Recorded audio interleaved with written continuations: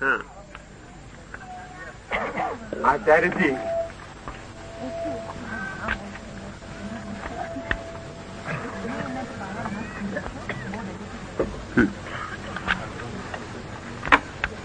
आपने कुछ दिन पहले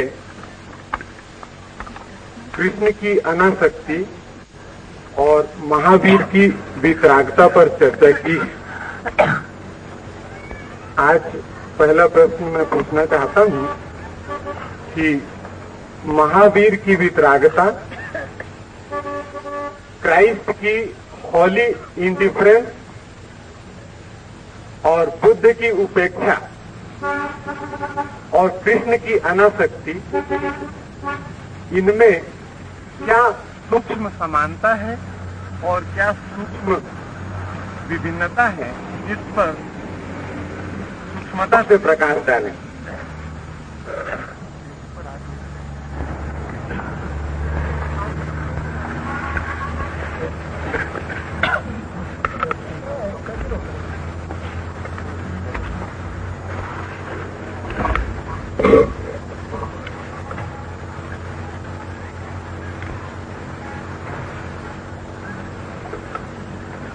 क्राइस्ट की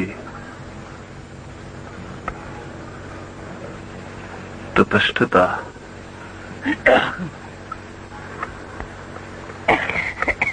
बुद्ध की उपेक्षा, महावीर की वितरागता और कृष्ण की अनासक्ति, इनमें बहुत सी समानताएं हैं लेकिन बुनियादी भेद भी हैं। समानता अंत पर है, उपलब्धि पर है, भेद मार्ग में है। अंतिम क्षण में ये चारों बातें एक ही जगह पहुंचा देती हैं, लेकिन चारों के रास्ते बड़े अलग अलग हैं।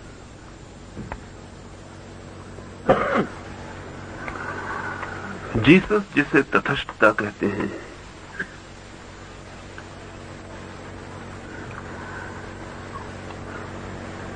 बुद्ध जिसे उपेक्षा कहते हैं, इनमें बड़ी गहरी समानता है।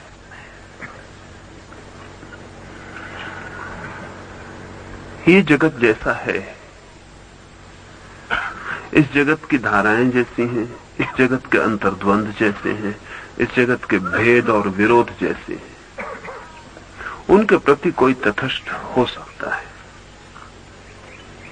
लेकिन तटस्थता कभी भी प्रसन्नता नहीं हो सकती। तटस्थता बहुत गहरे में उदासी बन जाएगी।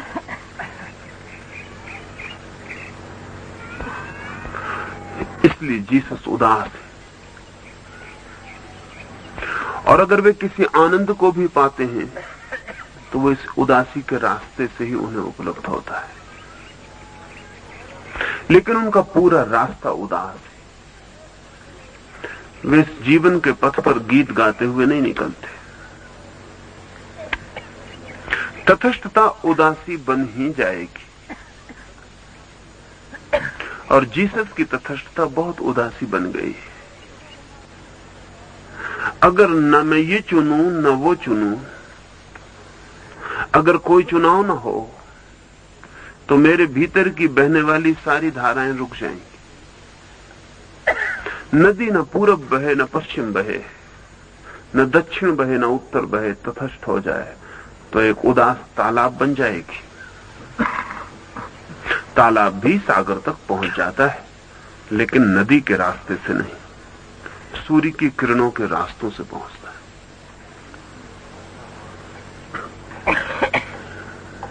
लेकिन नदी जो बीच का नाचता हुआ गीत गाते हुए जो रास्ता तय करती है, वो भाग्य तालाब का नहीं। तालाब सूखता है, धूप में, गर्मी में उत्तप्त होता है, उड़ता है, भाप बनता है, बादल बनता है, सागर तक पहुंच जाता है। लेकिन नदी की मुदिता, उसकी प्रफुल्लता, उसकी एक्सटेसी तालाब को नहीं मिलती। वो उदासी स्वाभाविक, सूरज की किरणों में तपना और भाप बनना उदासी हो सकता है। तालाब नाचता हुआ बादलों पर नहीं चढ़ता, नदी नाचती हुई सागर में उतर जाती, और तालाब सीधा भी सागर तक नहीं पहुंचता, बीच में भाप बनता है, फिर पहुंचता।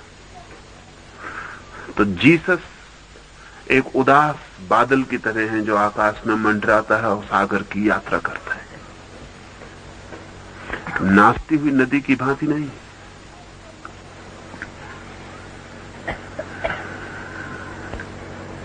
और बुद्ध और जीसस की जीवन व्यवस्था में थोड़ी निकटता है, लेकिन एकदम निकटता नहीं, क्योंकि बुद्ध और तरह के व्यक्ति। जहां जीसस की तटस्थता जीसस को उदास कर जाती है, वहां बुद्ध की उपेक्षा बुद्ध को सिर्फ शांत कर जाती, उदास नहीं। उतना फर्क है।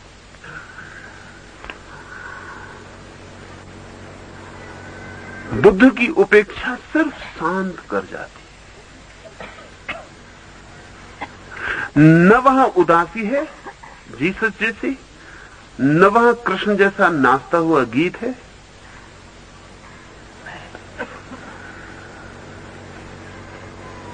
न महावीर जैसा झरता हुआ अप्रगट सुख और आनंद है। बुद्ध शांत है, तटस्थ नहीं है वे। तटस्थता तो उदासी ले ही आएगी। वे सिर्फ तटस्थ नहीं है, वे उपेक्षा को उपलब्ध है। पाया है कि ये भी व्यर्थ है, पाया है कि वह भी व्यर्थ है, इसलिए उत्तेजित होने का उन्हें कोई उपाय नहीं रहा है। उन्हें कोई भी अल्टरनेटिव, कोई भी विकल्प उत्तेजित नहीं कर पाता। सब विकल्प समान हो गए।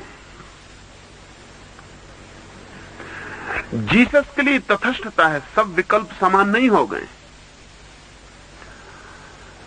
जीसस अभी भी कहेंगे ये ठीक है और वो गलत है, ये करो और वो मत करो।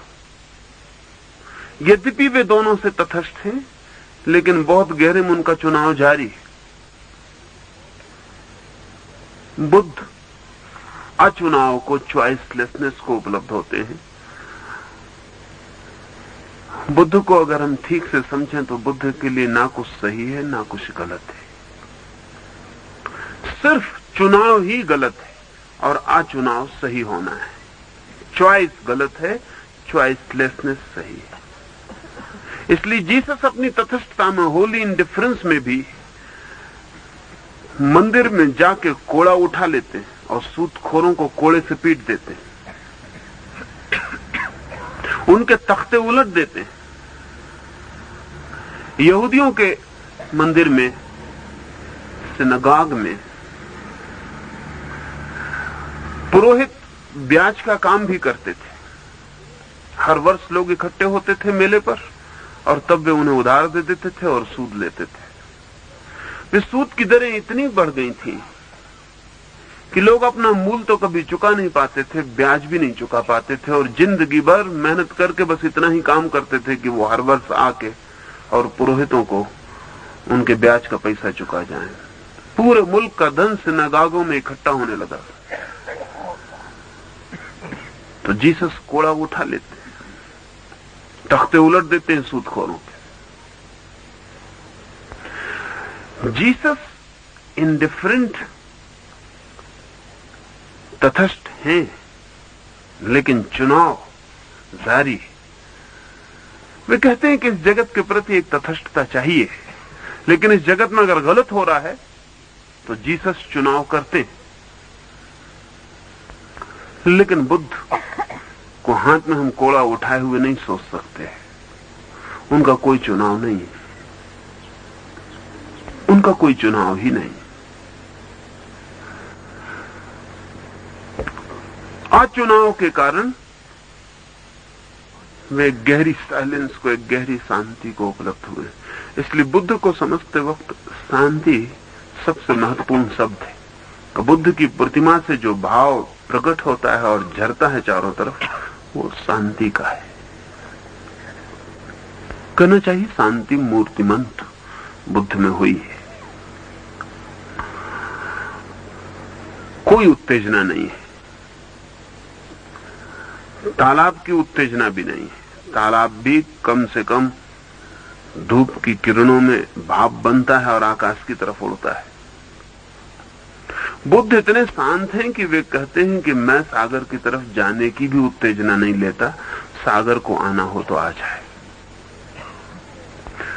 वे उतनी भी यात्रा करने की तैयारी में नहीं है।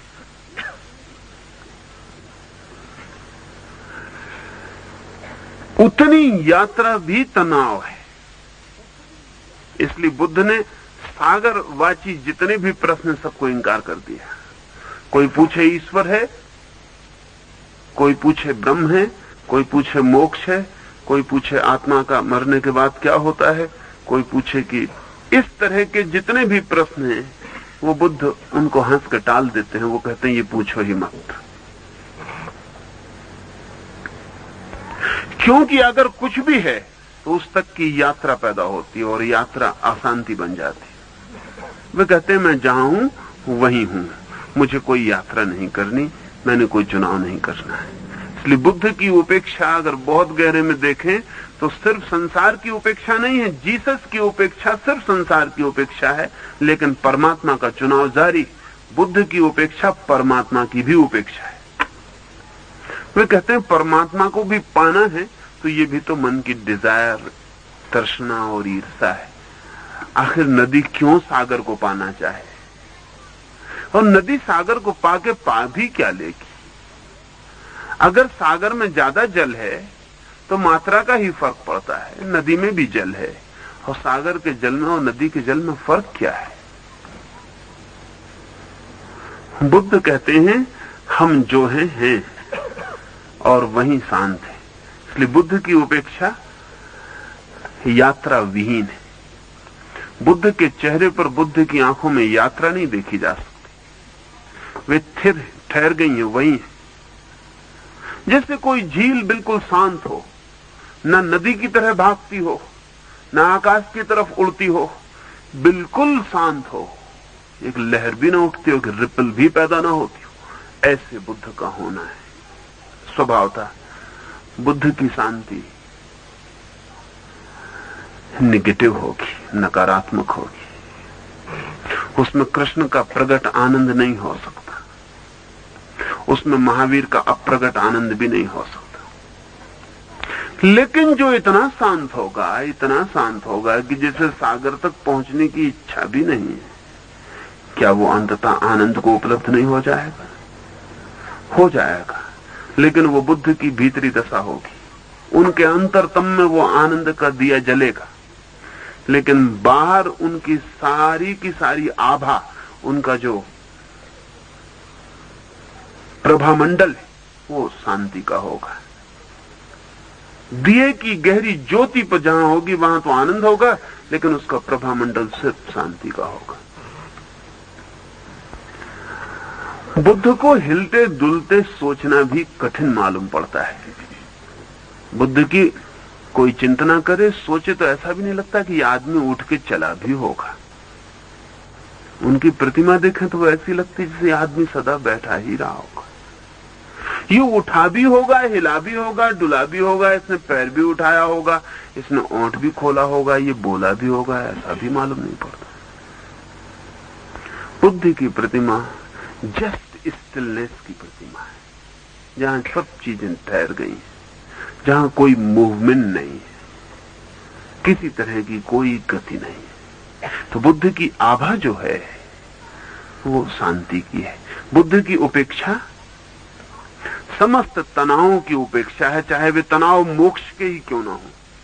कोई आदमी मोक्ष ही क्यों ना पाना चाहे, बुद्ध कहेंगे पागल हो, कहीं मोक्ष है।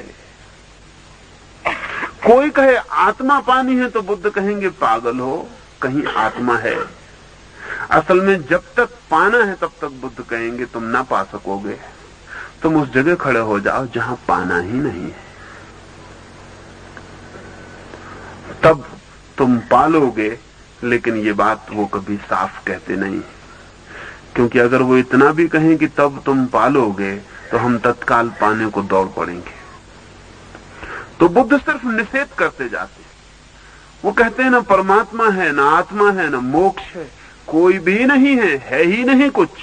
क्योंकि जब तक कुछ है तब तक तुम पाना चाहोगे, और जब तक तुम पाना चाहोगे तब तक तुम ना पा सकोगे। क्योंकि जो भी पाना है वो ठहर के, रुक के, मौन में, स्थिरता में, शून्य में पाना है। और तुम्हारी चाह, तुम्हारी तृष्णा तुम्हें दौड़ाती रहेगी। तृष्णा मूल है बुद्ध के लिए, और उपेक्षा सूत्र है तृष्णा से मुक्ति का। चुनो ही मत, पूछो ही मत कि कहीं जाना, मंजिल बनाओ ही मत। मंजिल नहीं है कोई, जीसस के लिए मंजिल है।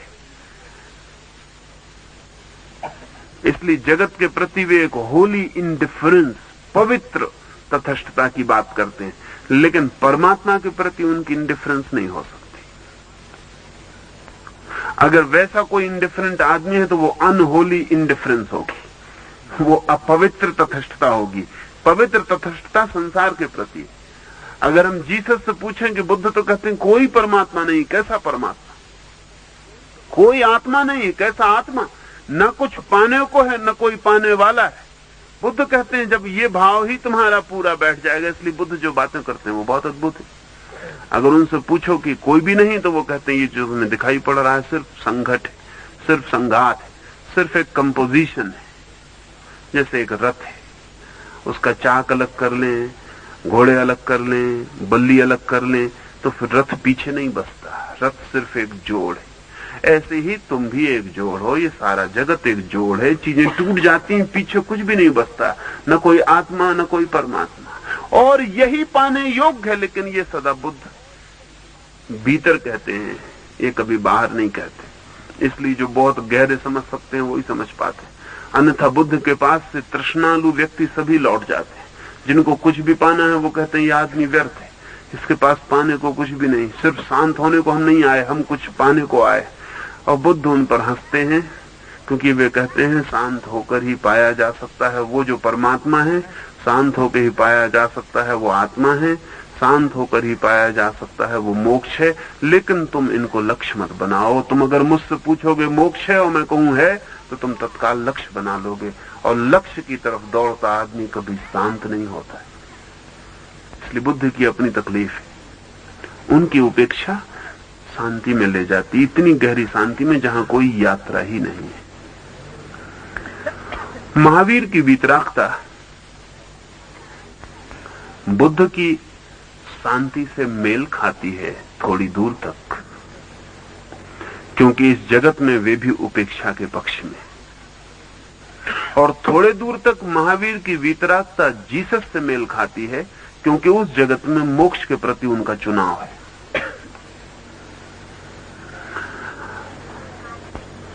महावीर मोक्ष के प्रति अचुनाव में नहीं है,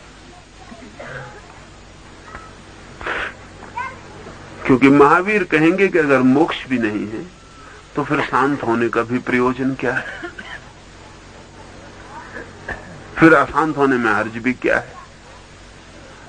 अगर कुछ पाने को ही नहीं है तो फिर चुप और मौन बैठने का प्रयोजन भी क्या है।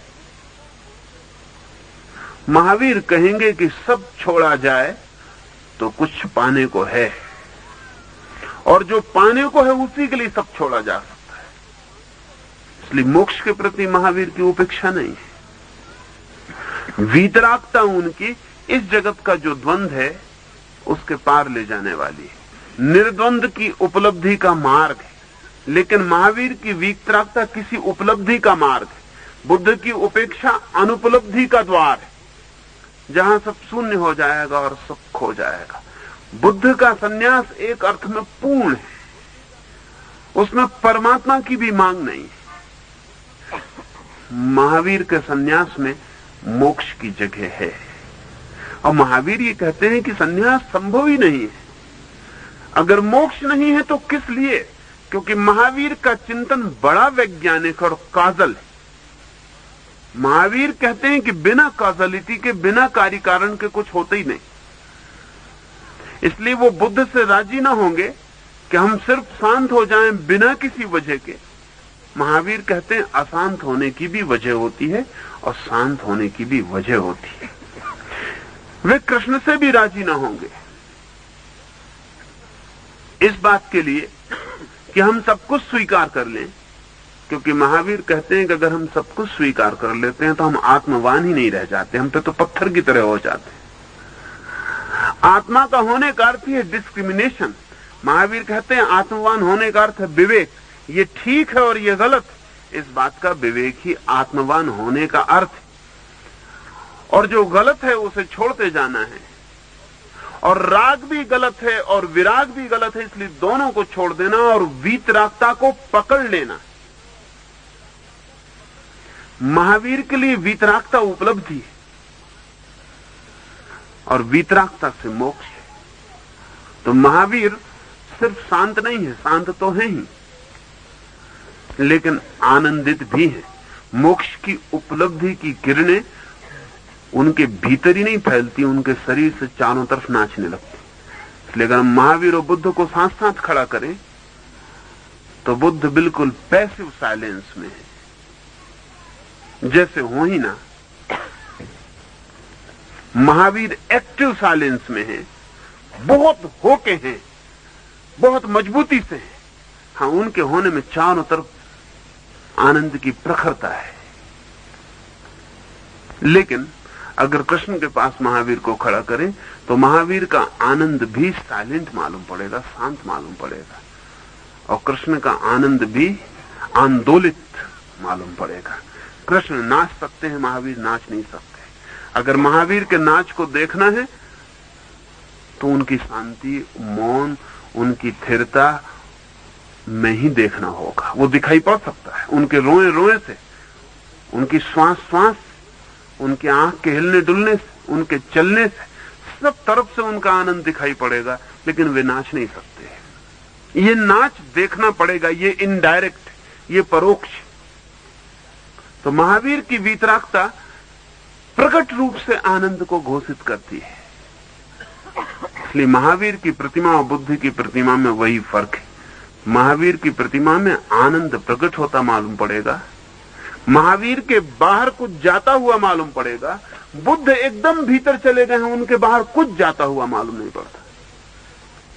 वो बिल्कुल ऐसे हो गए हैं जैसे ना हो। महावीर ऐसे हो गए हैं जैसे पूरी तरह हैं, उनके अस्तित्व की घोषणा समग्र है। इसलिए महावीर ईश्वर को इंकार कर देते, लेकिन आत्मा को इंकार नहीं कर पाते। महावीर कह देते हैं कोई परमात्मा नहीं, हो भी कैसे सकता है, मैं ही परमात्मा हूं। इसलिए महावीर कहते हैं आत्मा ही परमात्मा है, तुम सब परमात्मा हो, कोई और अलग परमात्मा नहीं। ये घोषणा उनके प्रगाढ़ आनंद की एक स्टेसी से निकलती। हर्षोन्माद में वे ये घोषणा करते हैं कि मैं ही परमात्मा हूं, कोई और ऊपर परमात्मा नहीं है। क्योंकि महावीर कहते हैं अगर मुझसे ऊपर कोई भी परमात्मा है तो फिर मैं कभी पूरी तरह स्वतंत्र ना हो पाऊंगा। स्वतंत्रता की फिर कोई संभावना ना रही। कोई एक परमात्मा ऊपर बैठा ही है। अगर मेरे ऊपर कोई एक नियंता है जिसके कानून से जगत चलता है तो मेरी मुक्ति का क्या अर्थ है? कल अगर वो सोच ले कि वापस भेज दो इस मुक्त आदमी को संसार में, तो मैं क्या कर सकूंगा? इसलिए महावीर कहते हैं स्वतंत्रता की गारंटी सिर्फ इसमें है कि परमात्मा ना हो। परमात्मा और स्वतंत्रता दोनों साथ साथ नहीं चल सकते। इसलिए परमात्मा को इंकार कर देते हैं, लेकिन आत्मा को बड़ी प्रगाढ़ता से घोषित करते हैं कि आत्मा ही परमात्मा है। इसलिए महावीर में प्रकट आनंद दिखाई पड़ता है, वो उनकी वीतरागता में वे बुद्ध से सहमत हैं अचुनाव के लिए। राग और विराग में चुनाव नहीं करना, लेकिन संसार और मोक्ष में चुनाव नहीं करना, इस बात में वे बुद्ध से राजी नहीं। वे कहते हैं संसार और मोक्ष में तो चुनाव करना ही है। इस मामले में वे जीसस से राजी। इस मामले में जीसस की तथस्थता उनके करीब आती। लेकिन जीसस का परमात्मा परलोक में है और मरने के बाद ही जीसस प्रसन्न हो सकते हैं जब परमात्मा से मिल जाएं। महावीर का कोई परमात्मा परलोक में नहीं है, महावीर का परमात्मा भीतर है और वे यहीं पाके प्रसन्न है। इसलिए जीसस उदास है और महावीर उदास नहीं है। कृष्ण की अनासक्ति का भी तीनों से कुछ तालमेल है। और कुछ बुनियादी भेद है।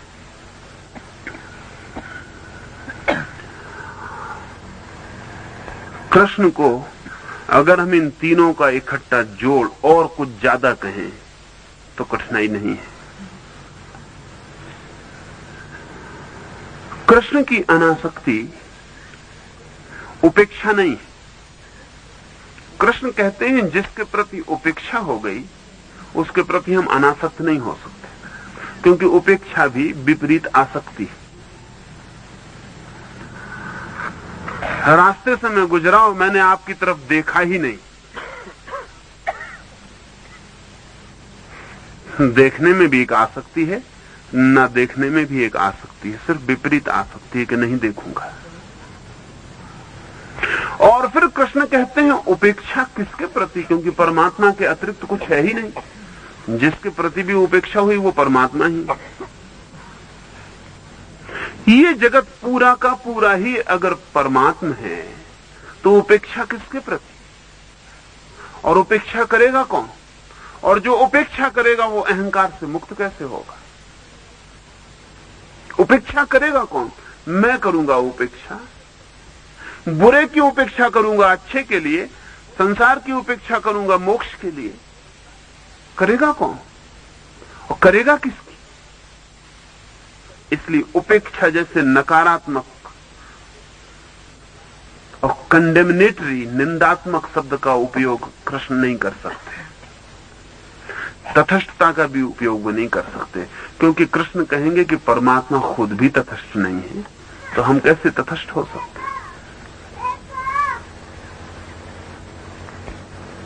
तटस्थ हुआ नहीं जा सकता। कृष्ण कहते हैं हम सदा धारा में तट पर हो नहीं सकते। जीवन एक धारा है, जीवन का कोई तट है ही नहीं जिस पर हम खड़े हो जाएं और तटस्थ हो जाएं और हम कह दें हम धारा के बाहर हैं। हम जहां भी हैं धारा के भीतर हैं, हम जहां भी हैं जीवन में हैं, हम जहां भी हैं अस्तित्व में हैं। तट पर हम खड़े हो नहीं सकते, होना ही अस्तित्व ही धारा है। इसलिए तटस्थ हम होंगे कैसे। हाँ, नदी के किनारे हम तट पर खड़े हो जाते, नदी बहती जाती हम तट पर खड़े रहते, लेकिन जीवन की ऐसी कोई नदी नहीं जिसके किनारे हम खड़े हो जाएं। जीवन की नदी का कोई किनारा ही नहीं, तो तटस्थता शब्द का प्रयोग वे नहीं कर सकते, उपेक्षा शब्द का वे प्रयोग नहीं कर सकते, वीतराग शब्द का वे इसलिए प्रयोग नहीं कर सकते कि वे ये कहते हैं कि अगर राग बुरा है, अगर विराग बुरा है तो है ही क्यों। बुरे का अस्तित्व भी कैसे हो सकता है। या तो हम ऐसा माने कि जगत में दो शक्तियां हैं, एक शुभ की परमात्मा की शक्ति है, एक अशुभ की शैतान की शक्ति है। जैसा कि जरथुस्त्र मानते हैं, जैसा कि ईसाई मानते हैं, जैसा कि मुसलमान मानते हैं। उन सब की तकलीफ यही है कि अगर जगत में अशुभ है तो फिर अशुभ की शक्ति हमें अलग करनी पड़ेगी परमात्मा से, क्योंकि परमात्मा अशुभ का स्रोत। वो जरथुस्त्र नहीं सोच पाए, मोहम्मद नहीं सोच पाए, जीसस भी राजी नहीं है, इसलिए शैतान, डेविल, अशुभ को हमें कोई जगह बनानी पड़ती। कृष्ण ये कहते हैं कि अगर अशुभ भी है, अलग भी है, तो भी क्या वो परमात्मा की आज्ञा से है, परमात्मा की आज्ञा के बिना है। उसके होने में भी परमात्मा के सहारे की जरूरत है, या वो स्वतंत्र रूप से है। अगर वो स्वतंत्र रूप से है तब वो ठीक परमात्मा के समतुल शक्ति हो गई। फिर इस जगत में शुभ कभी भी फलित नहीं हो सकता, फिर वो हारेगा भी क्यों, हारने की जरूरत भी क्या है। फिर इस जगत में दो परमात्मा हो गए, और इस जगत में दो परमात्मा की कल्पना असंभव है। इसलिए कृष्ण कहते हैं कि शक्ति तो एक है और उसी शक्ति से सब उठता है। जिस शक्ति से स्वस्थ फल लगता है वृक्ष में, उसी शक्ति से सड़ा हुआ फल भी लगता है। उसके लिए किसी अलग शक्ति की होने की जरूरत नहीं। और जिस चित्त से बुराई पैदा होती है, उसी चित्त से भलाई पैदा होती है, उसके लिए अलग शक्ति की जरूरत नहीं। शुभ और अशुभ एक ही शक्ति के रूपांतरण है, अंधकार और प्रकाश एक ही शक्ति के रूपांतरण है। इसलिए कृष्ण ये कहते हैं कि मैं दोनों को छोड़ने को नहीं कहता, दोनों को उनकी समग्रता में जीने को कहता हूं। अनासक्ति का अर्थ एक के पक्ष में दूसरे के प्रति आसक्ति नहीं, शुभ के पक्ष में अशुभ की आसक्ति नहीं, अशुभ के पक्ष में या विपक्ष में शुभ की आसक्ति नहीं, आसक्ति ही नहीं, चुनाव ही नहीं। और जीवन जैसा है, इस समग्र जीवन की पूर्ण स्वीकृति और इस समग्र जीवन के प्रति स्वयं का पूर्ण समापन, पूर्ण समर्पण। अनासक्ति का अर्थ यह है कि मैं अलग हूं ही नहीं, एक ही हूं इस जगत से। कौन चुने, किसको चुने, जगत जैसा करवा रहा है वैसा मैं लहर की तरह सागर में बहा जा रहा हूं, मैं अलग हूं ही नहीं। इसमें कुछ समानताएं मिलेंगी। कृष्ण बुद्ध जैसी शांति को उपलब्ध हो जाएंगे, क्योंकि कुछ उन्हें पाना नहीं है, जो भी है वो पाया हुआ है। वे महावीर जैसे वीतराग दिखाई पड़ेंगे किन्हीं क्षणों में, क्योंकि उनके आनंद का कोई पारावार नहीं है। वे जीसस जैसे परमात्मा की घोषणा करते दिखाई पड़ेंगे, इसलिए नहीं कि इस लोक और परलोक में परमात्मा कहीं बैठा है, बल्कि सब कुछ परमात्मा ही है। कृष्ण की अनासक्ति समग्र समर्पण है, मैं का ना हो जाना है। मैं है ही नहीं, ये जानना है। इसके जान लेने के बाद जो हो रहा है वो हो रहा है, इसमें कोई उपाय ही नहीं, इसमें हम कुछ कर सकते हैं ऐसा है ही नहीं, इसमें हमारे द्वारा कुछ हो सकता है इसकी कोई संभावना ही नहीं। कृष्ण अपने को एक लहर की तरह सागर में देखते हैं। कोई चुनाव नहीं करना, इसलिए कोई आसक्ति नहीं है।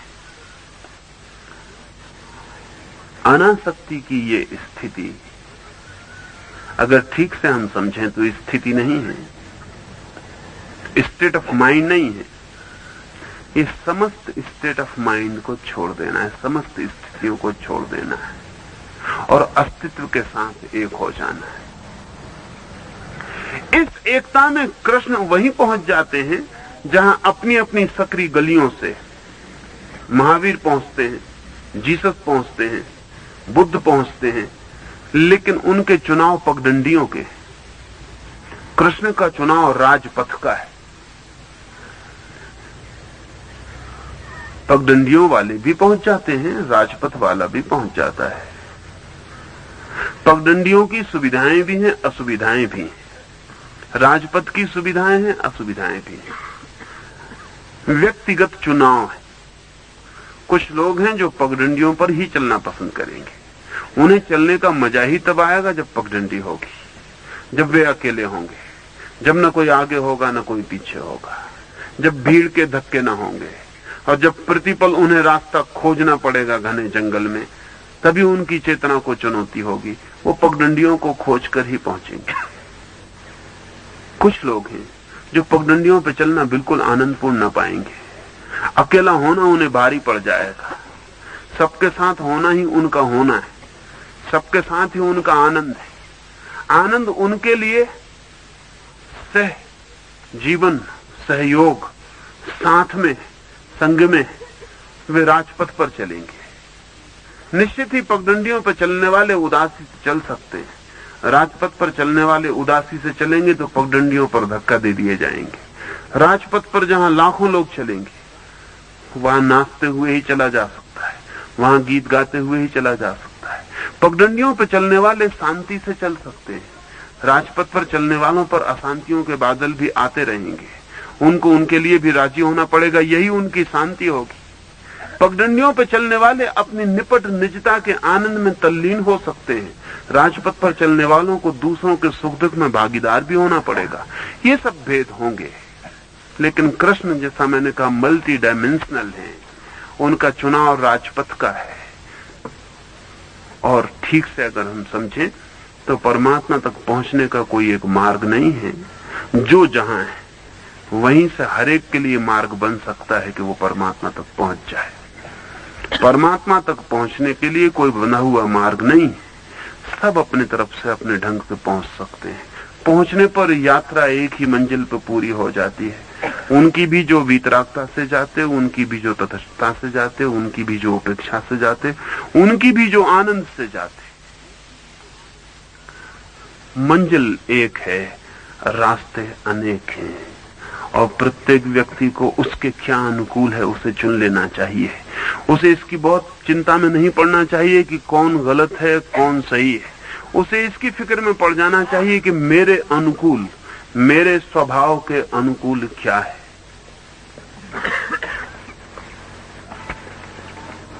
आचार्य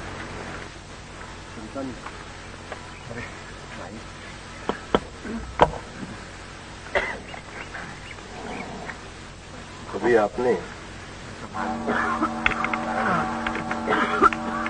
कृष्ण के चुनाव के बारे में कहा, गीता में एक संदर्भ में एक उल्लेख है, उत्तरायण का सूर्य हो तब जिसका अंत होता है तो मोक्ष होता है, तो दक्षिणायन का सूर्य हो तो क्या वो एक तकलीफ पड़ती है। और स्थितप्रज्ञ और भक्त के विषय में गीता में जो बात कही है, इस दोनों में क्या समानता व भिन्नता है। स्थितप्रज्ञ मनुष्य सुख में विगत स्पृह रहेगा और दुख में अनुद्विग्न मन रहेगा, तो ऐसी मुसीबत खड़ी होने की शक्यता नहीं कि सुख दुख दोनों में उसकी संवेदनशीलता, सेंसिटिविटी कुछ ब्लंट हो जाए। अगर सुख को सुख की भांति और कष्ट को कष्ट की भांति न ले तो उसकी संवेदना को ह्यूमन कैसे कहेंगे हम।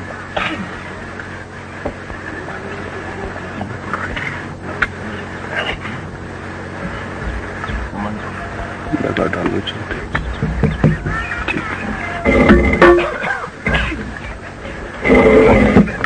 तो इससे चलाना दोनों चला।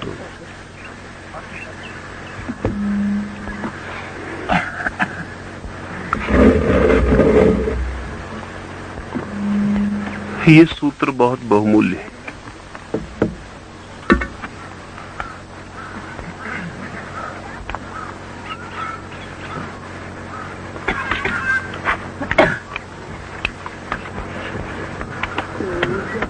ये सूत्र बहुमूल्य है। कृष्ण का ये कहना कि सुख और दुख में अनुद्विग्न रहे, वही स्थिति प्रज्ञ है। ये प्रश्न बहुत अच्छा है, अर्थपूर्ण है कि यदि सुख में कोई सुखी ना हो और दुख में कोई दुखी ना हो तो क्या उसकी संवेदनशीलता, उसकी सेंसिटिविटी मर नहीं जाएगी। दो उपाय हैं सुख और दुख में अनुद्विग्न होने के। एक उपाय यही है जो प्रश्न में उठाया गया। एक उपाय यही है कि अगर संवेदनशीलता मार डाली जाए तो सुख सुख जैसा मालूम ना होगा, दुख दुख जैसा मालूम ना होगा। जैसे कि जीभ जला दी जाए तो न प्रीतिकर स्वाद का पता चलेगा, ना अप्रीतिकर स्वाद का पता चलेगा। जिससे आंखें फोड़ डाली जाएं तो ना अंधेरे का पता चलेगा, ना उजाले का पता चलेगा। जैसे कि कान नष्ट कर दिए जाएं तो न संगीत का पता चलेगा, न विसंगीत का पता चलेगा। सीधा रास्ता यही मालूम पड़ता है कि संवेदनशीलता नष्ट कर दी जाए, सेंसिटिविटी मार डाली जाए तो व्यक्ति दुख सुख में अनुद्विग्न हो जाएगा। और साधारणता कृष्ण को न समझने वाले लोगों ने ऐसा ही समझा है और ऐसा ही करने की कोशिश की है। जिसको हम सन्यासी कहते हैं, त्यागी कहते हैं, विरक्त कहते हैं, वो यही करता रहा है। वो संवेदनशीलता को मारता रहा है। संवेदनशीलता मर जाए तो स्वभावतः सुख दुख का पता नहीं चलता। लेकिन कृष्ण का सूत्र बहुत और है। कृष्ण कहते हैं सुख दुख में अनुद्विग्न। वो ये नहीं कहते हैं कि सुख दुख में असंवेदनशील। हाँ, वो ये नहीं कहते हैं कि सुख दुख में असंवेदनशील। वो कहते हैं सुख दुख में अनुद्विग्न, सुख दुख के पार, उनके विगत, उनके आगे, उनके ऊपर। साफ है ये बात कि सुख दुख मिट जाएं, ऐसा वो नहीं कहते। अगर सुख दुख मिट जाएं तो उनके पार कैसे होइएगा? सुख दुख अगर पता ही ना चले तो सुख दुख में अनुद्विग्नता का क्या अर्थ होगा? कोई अर्थ नहीं होगा। मरा हुआ आदमी सुख दुख के बाहर होता है, अनुद्विग्न नहीं होता। नहीं, इसलिए मैं दूसरा ही अर्थ करता हूं। एक और मार्ग है जो कृष्ण का मार्ग है। अगर कोई व्यक्ति सुख को पूरा अनुभव करे, पूरा, इतना पूरा अनुभव करे कि बाहर रह ही ना जाए, सुख में पूरा हो जाए, सुख के प्रति पूरा संवेदनशील हो, तो अनुद्विग्न हो जाएगा, क्योंकि उद्विग्न होने को बाहर कोई बचेगा नहीं। अगर कोई व्यक्ति दुख में पूरा डूब जाए, टोटल दुख में डूब जाए, तो दुख के बाहर दुखी होने को कौन बचेगा? कृष्ण जो कह रहे हैं वो संवेदनशीलता का अंत नहीं, संवेदनशीलता की पूर्णता की बात है। अगर हम पूरे संवेदनशील हो जाएं, समझें कि मुझ पर दुख आया, ये मुझे पता चलता है कि दुख आया क्योंकि दुख से अलग खड़ा होकर मैं सोचता हूं। मैं ऐसा कहता हूं कि मुझ पर दुख आया, मैं ऐसा नहीं कहता हूं कि मैं दुखी हो गया हूं। और जब हम ये भी कहते हैं कि मैं दुखी हो गया हूं, तब भी फासला बनाए रखते हैं। हम ऐसा नहीं कहते कि मैं दुख हूं। इसे थोड़ा समझना उपयोगी होगा। हम जिंदगी में सब चीजों को तोड़ के रख देते हैं, जबकि वे सत्य नहीं है। जब मैं किसी से कहता हूं कि मुझे तुमसे प्रेम है, तब भाषागत ठीक बात कही जाने पर भी अस्तित्वगत रूप से गलत है।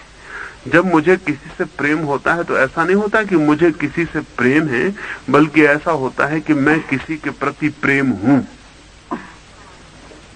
मैं पूरा ही प्रेम होता हूं। मेरे पार कुछ बच ही नहीं रहता जो कि प्रेम ना हो। और अगर मेरे पार इतना भी कोई बच रहता है जो कहने को भी हो कि मुझे उससे प्रेम हो गया है, तो मैं पूरा प्रेम में नहीं चला गया हूं। और जो पूरा प्रेम में नहीं चला गया है वो प्रेम में गया ही नहीं है, वो जा ही नहीं सकता। जब हम पर सुख आते हैं, दुख आते हैं, तब हम पूरे उनमें नहीं हो जाते। अगर हम पूरे हो जाएं और उनके बाहर हमारे भीतर कुछ भी ना बचे, तो कौन कहेगा, कौन उद्विग्न होगा, कौन पीड़ित होगा? मैं दुख ही हो जाऊं तो संवेदनशीलता तो पूर्ण होगी, अपनी पूरी त्वरा में, अपनी पूरी चरमता में होगी। क्योंकि मेरी पुलक पुलक दुख से भर जाएगी, मेरा रोआ रोआ दुख से भर जाएगा, मेरी आंख, मेरी श्वास, मेरा अस्तित्व दुख हो जाएगा। लेकिन तब उद्विग्न होने को कोई नहीं बचेगा। मैं दुखी हूं, उद्विग्न कौन होगा? ऐसे ही जब सुख आए तो मैं पूरा सुख हो जाऊं, तो उद्विग्न कौन होगा? मैं सुखी हो जाऊंगा। और अगर सुख और दुख में मैं इस तरह पूरा होता चला जाऊं, तो कभी भी सुख और दुख की कंपैरिजन, तुलना करने का मौका कैसे आएगा? कौन तौलेगा कि जब मैं दुखी था तो बहुत बुरा था, अब जब मैं सुखी हूं तो बहुत अच्छा हूं, और अब आगे भी सुखी होना चाहिए, दुख नहीं होना चाहिए। प्रतिपल हमारे पूरे अस्तित्व को घेर ले तो संवेदनशीलता समग्र होती है, पूर्ण होती है, लेकिन उद्विग्नता खो जाती है। उद्विग्नता का कोई कारण नहीं हो जाता, कोई कारण नहीं रह जाता। एक मित्र मेरे पास आए अभी 2 दिन पहले, और उन्होंने कहा कि मैं सिगरेट पीता हूं और इससे बड़ा परेशान हूं। कहा कि मालूम होता है तुमने अपने को 2 हिस्सों में तोड़ा होगा, एक सिगरेट पीने वाला, एक परेशान होने वाला। नहीं तो ये कैसे संभव है? या सिगरेट पियो या परेशान हो। ये दो बातें एक साथ तभी संभव है जब तुमने अपने को दो हिस्सों में तोड़ लिया, तुमने अपने दो सेल्फ बनाए, दो आत्माएं कर ली, एक जो सिगरेट पिए चली जाती और एक जो पश्चाताप किए चली जाती। अब वो जो पश्चाताप करती है वो पश्चाताप करती रहेगी जिंदगी भर, और जो सिगरेट पीती है वो जिंदगी भर सिगरेट पीती रहेगी। जो पश्चाताप करती है वो कभी कभी नियम व्रत भी लेगी, और जो पश्चाताप नहीं करती, सिगरेट पीती, वो नियम व्रत तोड़ेगी। मैंने उनसे कहा या तो तुम सिगरेट ही पियो या पश्चाताप ही करो, दो दो काम एक साथ करोगे तो कष्ट पैदा होता है। सिगरेट पियो तो सिगरेट पीने वाले ही हो जाओ, फिर पीछे बचाओ मत अपने को। वो जो दूर खड़ा होके कहे कि बुरा कर रहे हो, भला कर रहे हो, उसे पार मत बचाओ। और मैंने उनसे कहा अगर किसी दिन पूरी सिगरेट पियो और पूरे हो जाओ तो पूरा आदमी सिगरेट छोड़ भी सकता है, क्योंकि तब वो पूरी तरह कर सकता है छोड़ना भी। जब पीना पूरा कर सकता है तो छोड़ना भी पूरा कर सकता है, और तब इस तरह की दुविधा में नहीं जीता है। या तो वो पूरी तरह पीता है तब भी आनंदित होता है, या पूरी तरह छोड़ देता है और तब भी आनंदित होता है। ये जो अधूरा अधूरा बटा हुआ आदमी है, ये पीते वक्त कष्ट पाता है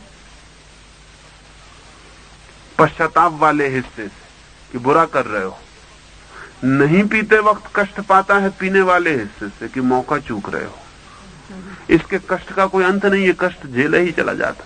ये हर हालत में उद्विग्न होगा, उद्विग्नता इसका भाग्य बन जाएगी, नियति बन जाएगी। ये अनुद्विग्न हो ही नहीं सकता। अनुद्विग्न वही हो सकता है जो टोटल है, जो पूरा है, क्योंकि तब उद्विग्न होने को कोई बचता नहीं। इसकी बात करता हूं, जो पूरा है, जो समग्र है, किसी स्थिति में जो भी स्थिति आती है उसके साथ समग्र रूप से एक होता है, कुछ बचता नहीं पीछे।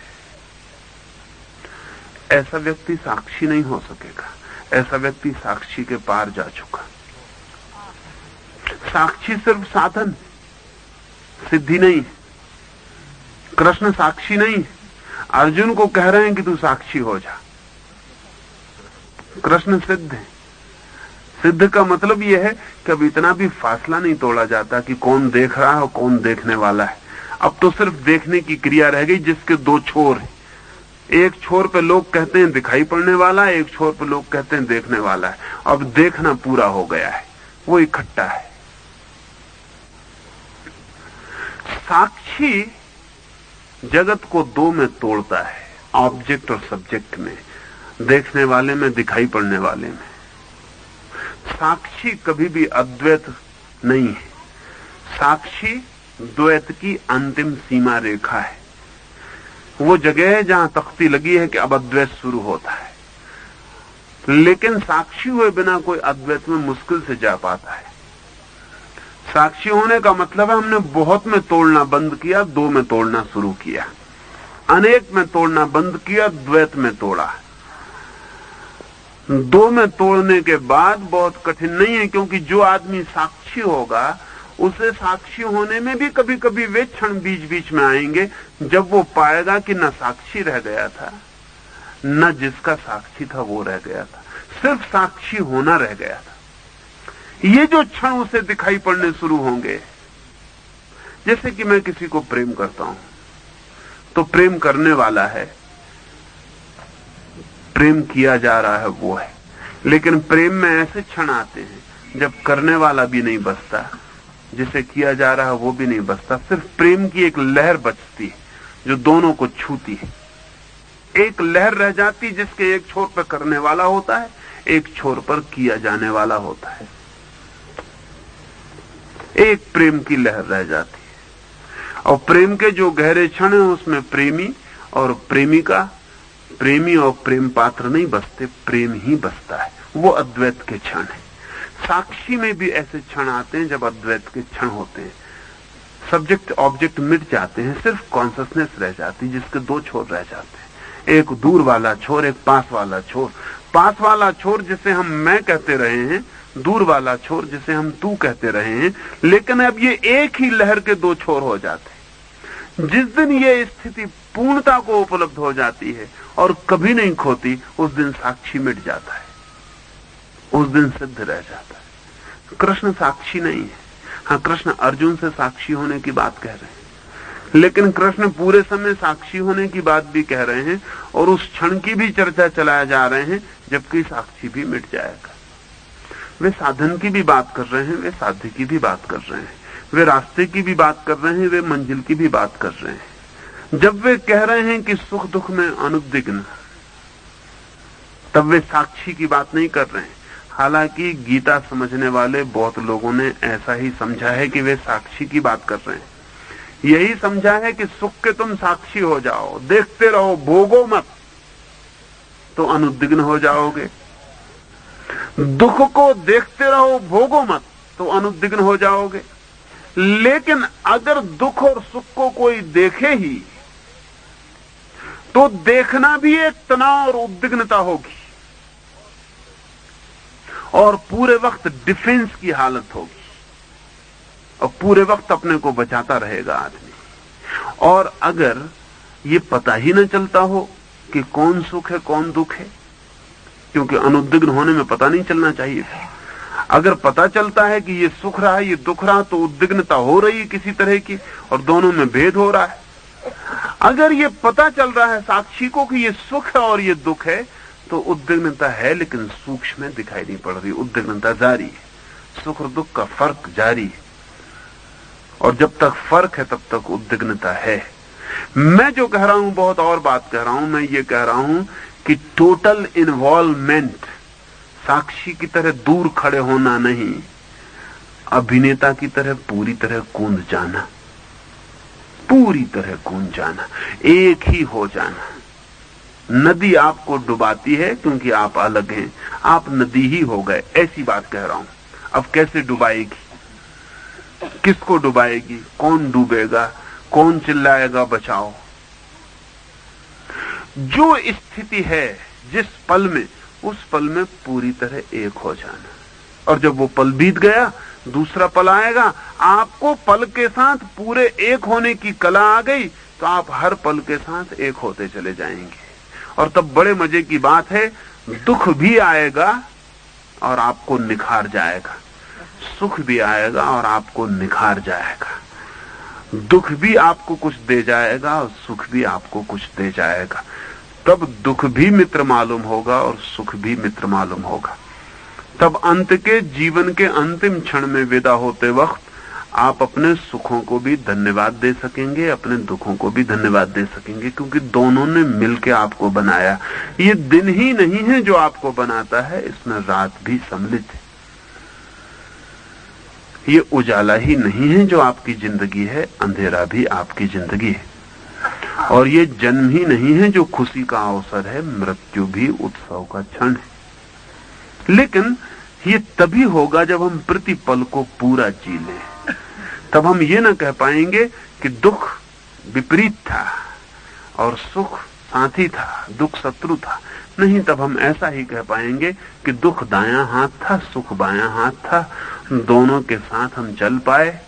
दुख बायां पैर था, सुख दायां पैर था, दोनों हमारे पैर थे, लेकिन जो पूरा हुआ है। अभी बड़े मजे की बात है, जब आप अपना बायां पैर उठाते हैं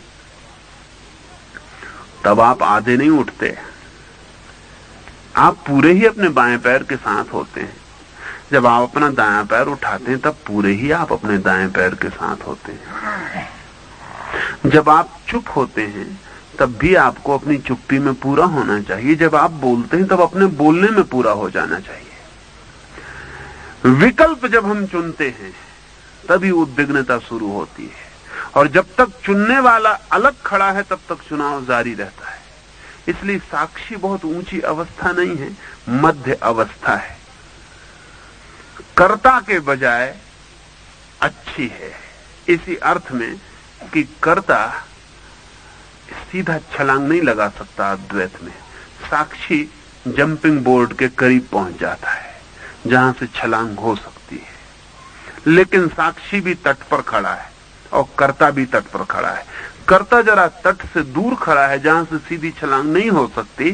साक्षी तट के बिल्कुल किनारे खड़ा है, जहां से छलांग हो सकती। लेकिन दोनों ने जब तक छलांग नहीं ली, तब तक दोनों एक ही भूमि के टुकड़े पे खड़े। छलांग के बाद अद्वैत बच रहता है। तो यहां जो अनुद्विग्नता की बात कृष्ण कहते हैं, वो अद्वैत की बात है। उद्विग्न होने वाला ही ना बचे, वो पूरा ही डूब जाए। इसलिए मैं मानता हूं कि कृष्ण की ये जो दृष्टि है, ये एंटी सेंसिटिविटी की नहीं है, ये संवेदनशीलता के विपरीत नहीं है, बल्कि पूर्ण संवेदनशीलता की उपलब्धि की है।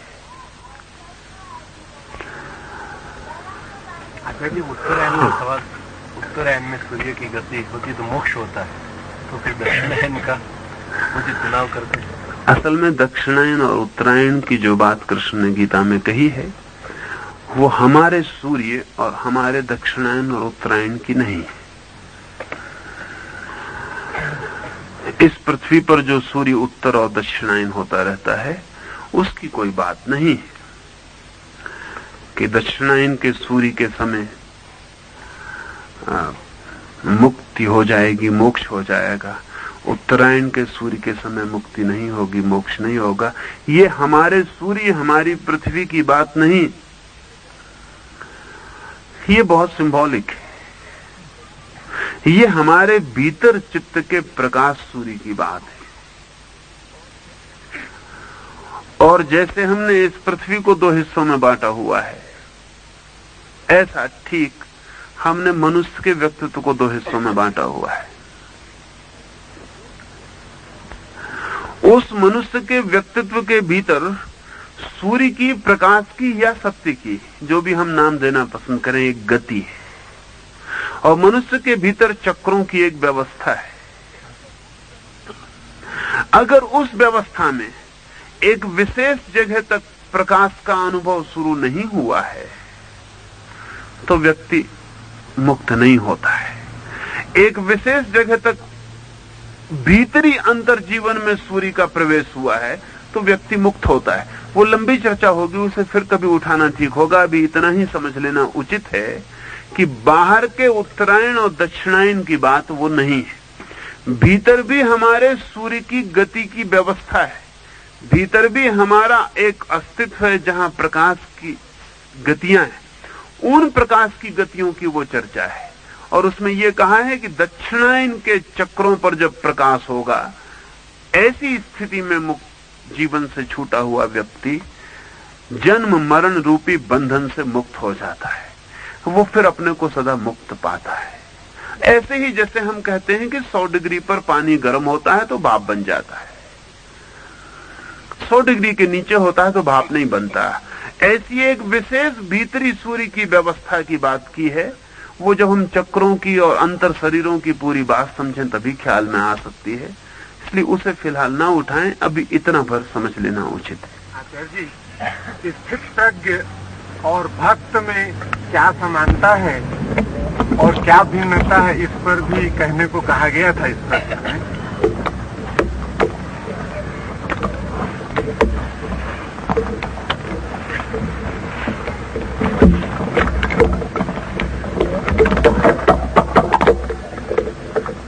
क्यों नहीं करेगा?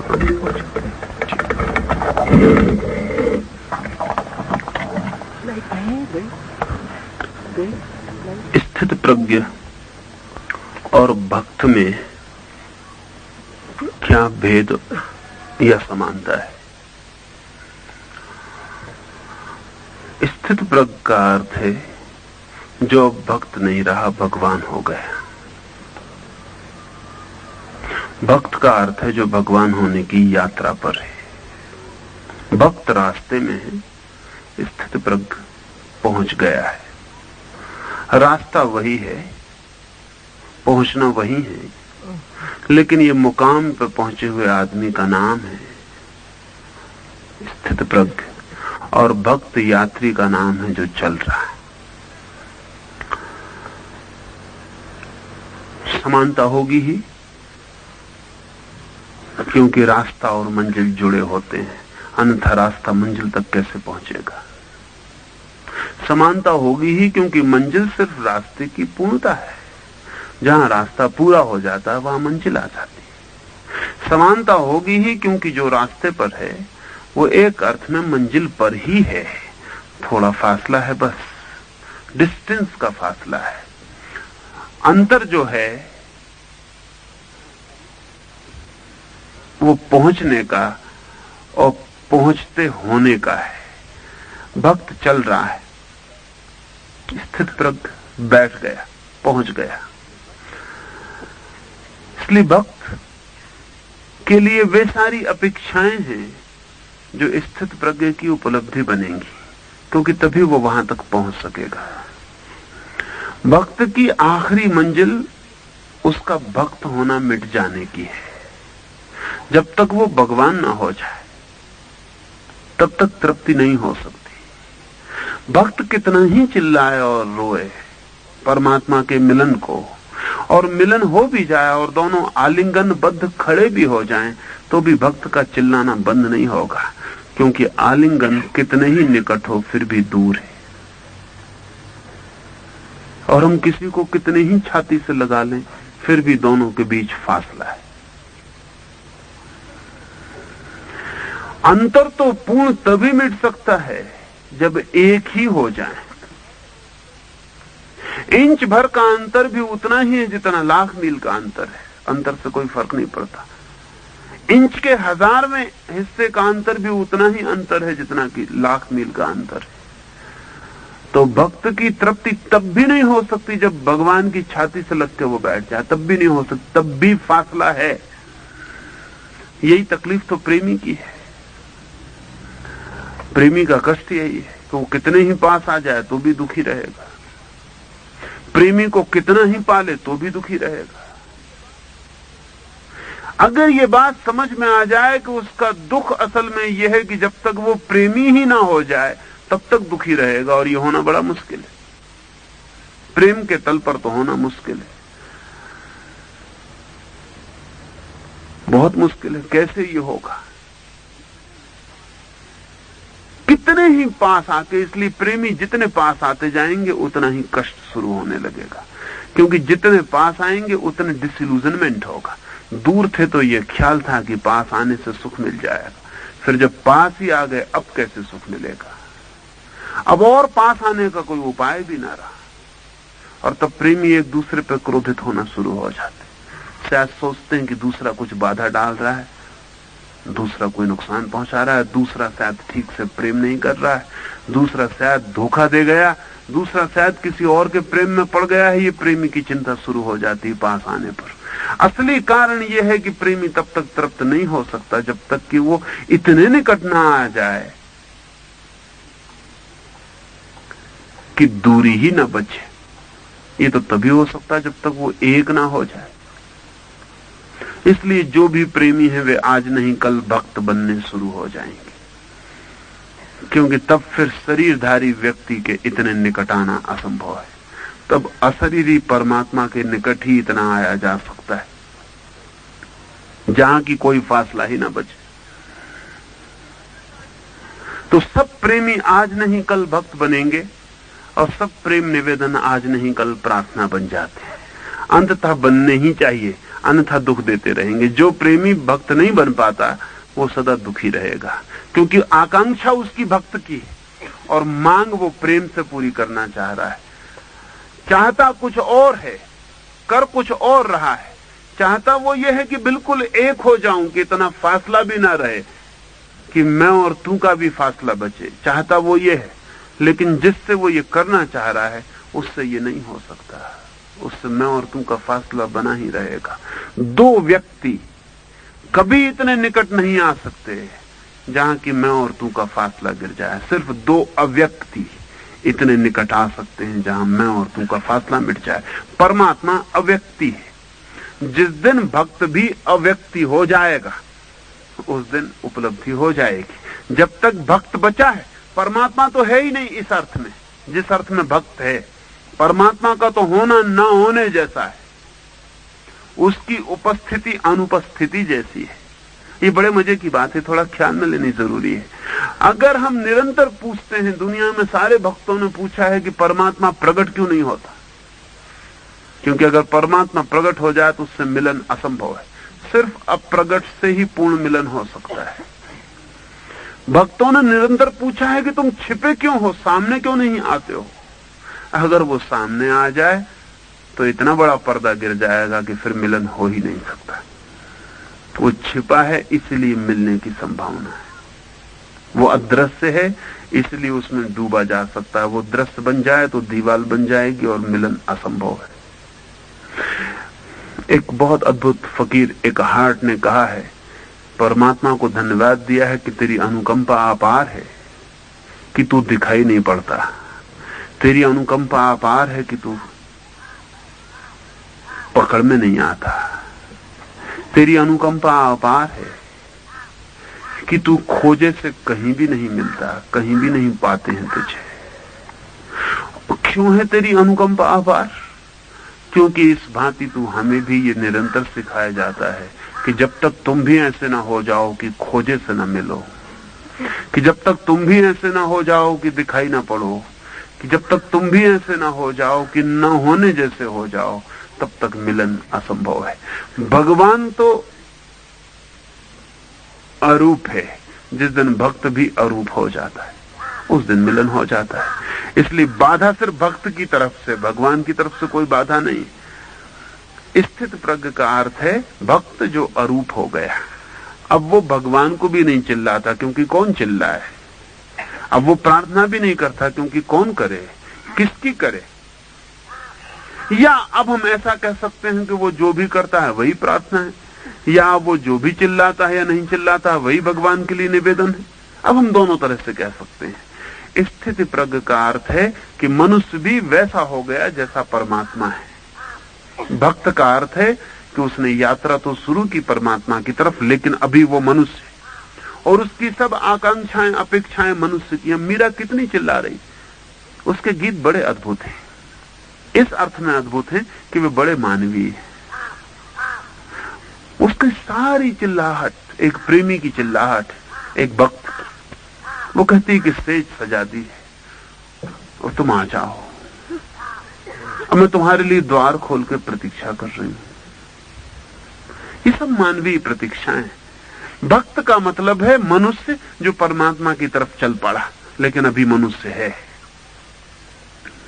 स्थिति प्रज्ञ का अर्थ है मनुष्य अब मनुष्य नहीं रहा, अब वो किसी की तरफ नहीं जा रहा, अब जाने का कोई सवाल नहीं है, अब वो जहां है वही है और वही परमात्मा तो सदा था।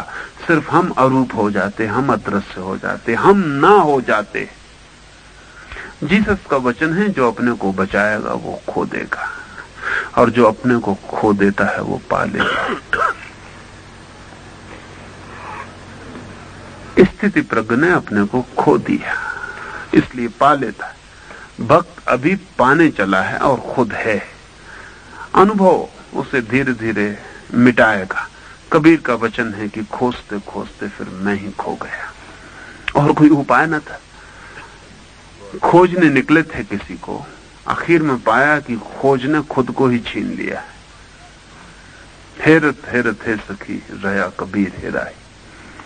खोजने निकले थे सखी, लेकिन फकीर ऐसा हुआ कि वो तो मिला नहीं, खुद ही खो गए। लेकिन जिस दिन खो गए उस दिन खोज पूरी हो जाती, उस दिन वो मिला ही हुआ है। लाओत्से का बहुत अद्भुत वचन है। लाओत्से कहता है seek and you will not find. खोजो और तुम न पा सकोगे। Do not seek and find. मत खोजो पाओ, because he is here and now. वो अभी और यही है। खोज की वजह से तुम दूर निकल जाते हो, क्योंकि कोई भी यही और अभी नहीं खोजेगा। खोज का मतलब ही कहीं और है। तो खोजने कोई मक्का जाएगा, कोई मदीना जाएगा, कोई काशी जाएगा, कोई मानसरोवर कैलाश जाएगा, खोजने कहीं जाएगा। हाँ, कोई मनाली जाएगा और वो वही है, यही है, अभी है। इसलिए खोजने वाला उसे जब तक खोजता रहता तब तक खोता चला जाता है। जिस दिन खोजने वाला खोज खोज कर थक जाता और मिट जाता और गिर जाता, तब वो मनाली में गिरे कि मक्का में कि मदीना में कि काशी में कि कैलाश पर, वो कहीं भी गिर जाए, कहीं भी वो जहां भी गिर जाए वहीं पाता है कि वो मौजूद है, वो सदा मौजूद है। हमारी मौजूदगी बाधा है, हम गैर मौजूद हो जाएं। भक्त अभी मौजूद है, स्थिति पर गैर मौजूद हो गया। भक्त की अभी प्रेजेंस है, स्थिति प्रज्ञ की कोई प्रेजेंस नहीं है, वो एब्सेंट हो गया, वो अब है नहीं। ये भी समझ लेना जरूरी है कि जब तक भक्त प्रेजेंट है तब तक ईश्वर एब्सेंट रहेगा, जब तक भक्त मौजूद है तब तक ईश्वर गैर मौजूद है। और इसलिए भक्त ईश्वर को प्राक्सी की तरकीब से मौजूद करता रहता है। कभी मूर्ति बना के रख लेता है, कभी मंदिर बना लेता है, ये प्राक्सी है, इससे कोई हल नहीं है। ये भक्त का ही बनाया हुआ खेल है, ये भी थोड़े दिन में ऊब जाएगा अपने ही बनाए हुए भगवान से। बहुत तृप्ति नहीं मिल सकती, कैसे मिलेगी, कब तक मिलेगी? प्राक्सी पकड़ में आ ही जाएगी, तब वो फेंक देगा इस मूर्तियों को। वो कहेगा मैं उसी को चाहता हूं जो है, लेकिन वो तभी मिलता है जब मैं नहीं हूं। एक ही शर्त है उसकी, मेरा होना ही दीवाल है, मेरा ना होना द्वार बन जाता है। बस भक्त और स्थिति प्रज्ञ में उतना ही फर्क है। स्थिति प्रज्ञ द्वार है, भक्त अभी दीवाल है। दीवाल हम भी हैं, लेकिन भक्त ऐसी दीवाल है जिसके भीतर चीख पुकार शुरू हो गई। भक्त ऐसी दीवाल है जिसने दरवाजे होने की तरफ श्रम शुरू कर दिया। हम ऐसी दीवाल हैं जो आराम से विश्राम कर रहे हैं, जिनकी कोई यात्रा शुरू नहीं हुई है। आचार्य जी, सेक्स के संबंध में श्री कृष्ण के विद्रोही और क्रांतिकारी अनुदान पर सविस्तार प्रकाश डालने की कृपा करें। इसके दो पूरक प्रश्न होंगे जो बाद में मैं रखूंगा। बोलो पहले बोलो। श्री कृष्ण के प्रति स्त्रियों के अति आकर्षित होने में क्या कारण थे?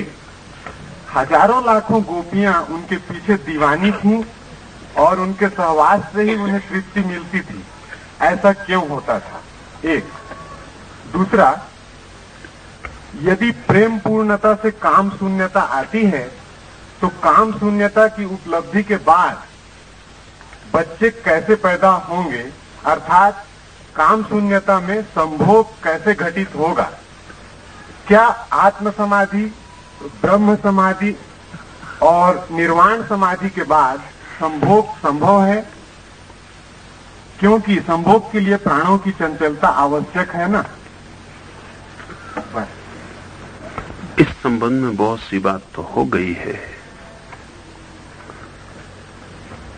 इसलिए कुछ थोड़ी सी बातें और ख्याल में ले लेनी चाहिए।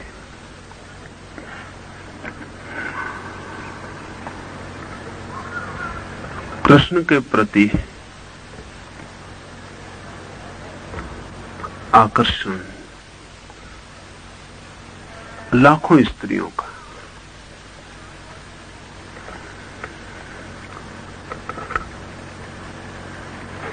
ठीक ऐसा ही है जैसे पहाड़ से पानी भागता है नीचे की तरफ और झील में इकट्ठा हो जाता। हमने कभी नहीं पूछा कि पहाड़ से पानी झील की तरफ क्यों भाग के इकट्ठा हो जाता। अगर हम पूछेंगे तो उत्तर यही होगा क्योंकि झील है, गड्ढा है, पानी गड्ढे में भर जाता है, गिरता है पर्वत के शिखर पर, भरता है झील में। पर्वत के शिखर पानी को नहीं रोक पाते। पानी का स्वभाव है कि वो गड्ढे को खोजे क्योंकि वहीं वो निवास कर सकता है। अगर हम इसको ठीक से समझें तो स्त्री का स्वभाव है कि वो पुरुष को खोजे। वो पुरुष में ही निवास कर सकती है। पुरुष का स्वभाव है कि वो स्त्री को खोजे, वो स्त्री में ही निवास कर सकता है। ये स्वभाव है। ये वैसे ही स्वभाव है जैसे और जीवन की सारी चीजों का स्वभाव है। जैसे आग का कुछ स्वभाव है, जैसे पानी का कुछ स्वभाव है, ऐसे ही पुरुष होने का स्वभाव है कि वो स्त्री में अपने को खोजे। अगर ठीक से हम समझें तो पुरुष का मतलब है वो जो स्त्री में अपने को खोजता है। स्त्री का मतलब है वो जो पुरुष में अपने को खोजती है। स्त्रीण होने का मतलब ही यही है कि जो पुरुष के बिना अधूरी है। पुरुष के होने का मतलब यही है कि जो स्त्री के बिना अधूरा है। अधूरा होना स्त्री पुरुष का होना है, इसलिए उनकी निरंतर खोज है। और जब ये खोज पूरी नहीं हो पाती तो फ्रस्ट्रेशन है। जब ये खोज पूरी नहीं हो पाती तो दुख है, पीड़ा है, परेशानी है। जब ये खोज पूरी नहीं हो पाती तो स्वभाव के प्रतिकूल होने के कारण कष्ट है, संताप है, चिंता है। कृष्ण के प्रति इतना आकर्षण का एक ही कारण है कि कृष्ण पूरे पुरुष हैं। जितना पूर्ण पुरुष होगा उतना आकर्षक हो जाएगा स्त्रियों को, जितनी स्त्री पूर्ण होगी उतनी आकर्षक हो जाएगी पुरुषों को।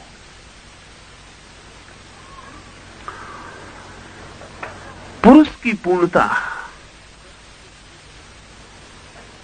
कृष्ण में पूरी तरह प्रकट हो सकी है।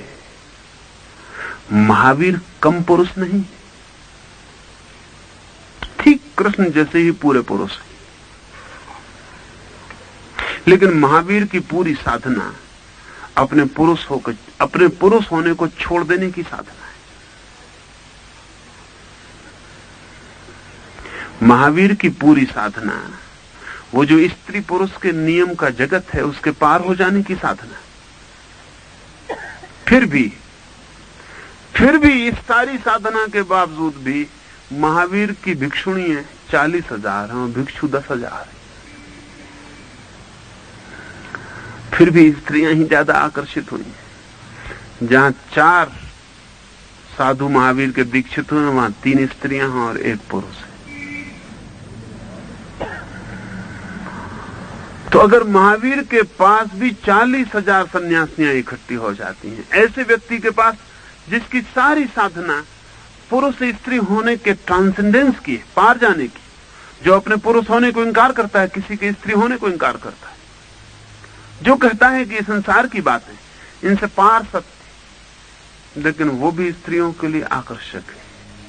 महावीर को छू भी नहीं सकती वे स्त्रियां, महावीर के निकट भी नहीं बैठ सकती आके, लेकिन फिर भी स्त्रियां महावीर के लिए कम दीवानी नहीं है। हालांकि इस बात को इस तरह कभी देखा नहीं गया। और जो 10,000 पुरुष महावीर के पास आए, इनकी भी अगर हम कभी बहुत खोजबीन करें तो पता चलेगा कि इनके चित्त में कहीं ना कहीं स्त्रीणता है, होगी। जरूरी नहीं है कि एक आदमी शरीर से पुरुष हो तो मन से भी पुरुष हो। ऐसा भी जरूरी नहीं कि एक आदमी स्त्री शरीर से स्त्री हो तो मन से भी स्त्री हो। मन जरूरी रूप से शरीर के साथ सदा तालमेल नहीं रखता, या बहुत कम तालमेल भी रखता है। कई बार ऐसा हो जाता है कि शरीर पुरुष का होता है लेकिन चित्त स्त्री की तरफ झुका हुआ होता है। तो जो पुरुष महावीर के पास इकट्ठे होते हैं, अगर इनमें 10,000 की भी ठीक कभी कोई मानसिक परीक्षण हो सके तो हम पाएंगे कि इसमें भी स्त्री चित्त की बहुतायत होगी ही। महावीर आकर्षक तभी हो पाते हैं जब भीतर महावीर का आकर्षण आधी बात है, हमारा चित्त भी तो उस तरफ बहना चाहिए। तो कृष्ण के साथ तो और भी अद्भुत स्थिति है। कृष्ण तो कुछ छोड़कर भागे हुए नहीं है। स्त्रियां उनके पास सिर्फ साध्वी होकर खड़ी रह सकती हैं ऐसा नहीं, सिर्फ उनको देख सकती हैं ऐसा नहीं, कृष्ण के साथ नाच भी सकती हैं। तो अगर कृष्ण के पास लाखों स्त्रियां इकट्ठी हो गई हों तो कुछ आश्चर्य नहीं है, सहज है, बिल्कुल सरलता से है। बुद्ध वैसे ही पूर्ण पुरुष है। इसलिए बहुत मजेदार घटना घटी है। बुद्ध ने स्त्रियों को दीक्षा देने से इंकार कर दिया है। बुद्ध ने इंकार कर दिया कि स्त्रियों को दीक्षा नहीं देंगे, क्योंकि बुद्ध के सामने खतरा बिल्कुल साफ है। वो खतरा यह है कि स्त्रियां दौड़ पड़ेंगी और भारी भीड़ स्त्रियों की इकट्ठी हो जाएगी।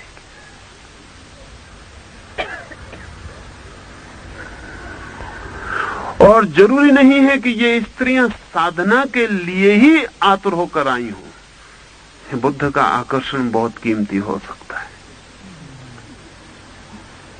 कोई कृष्ण के पास जो गोपियां पहुंच गई हैं, वो कोई परमात्मा उपलब्धि के लिए ही पहुंच गई, ऐसा नहीं है।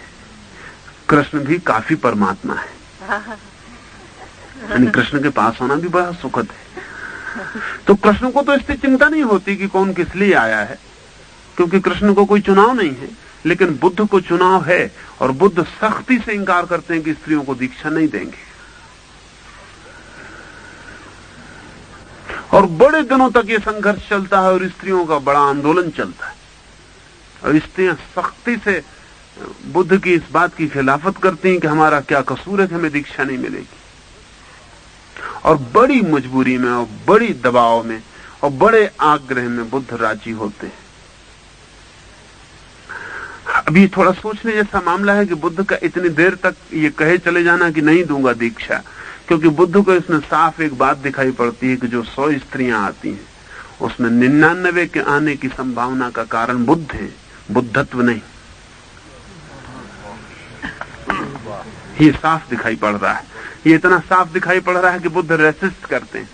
लेकिन तब कृसा गौतमी नाम की एक स्त्री बुद्ध को कहती है कि क्या हम स्त्रियों को बुद्धत्व नहीं मिलेगा? फिर आप कब दोबारा आएंगे हमारे लिए?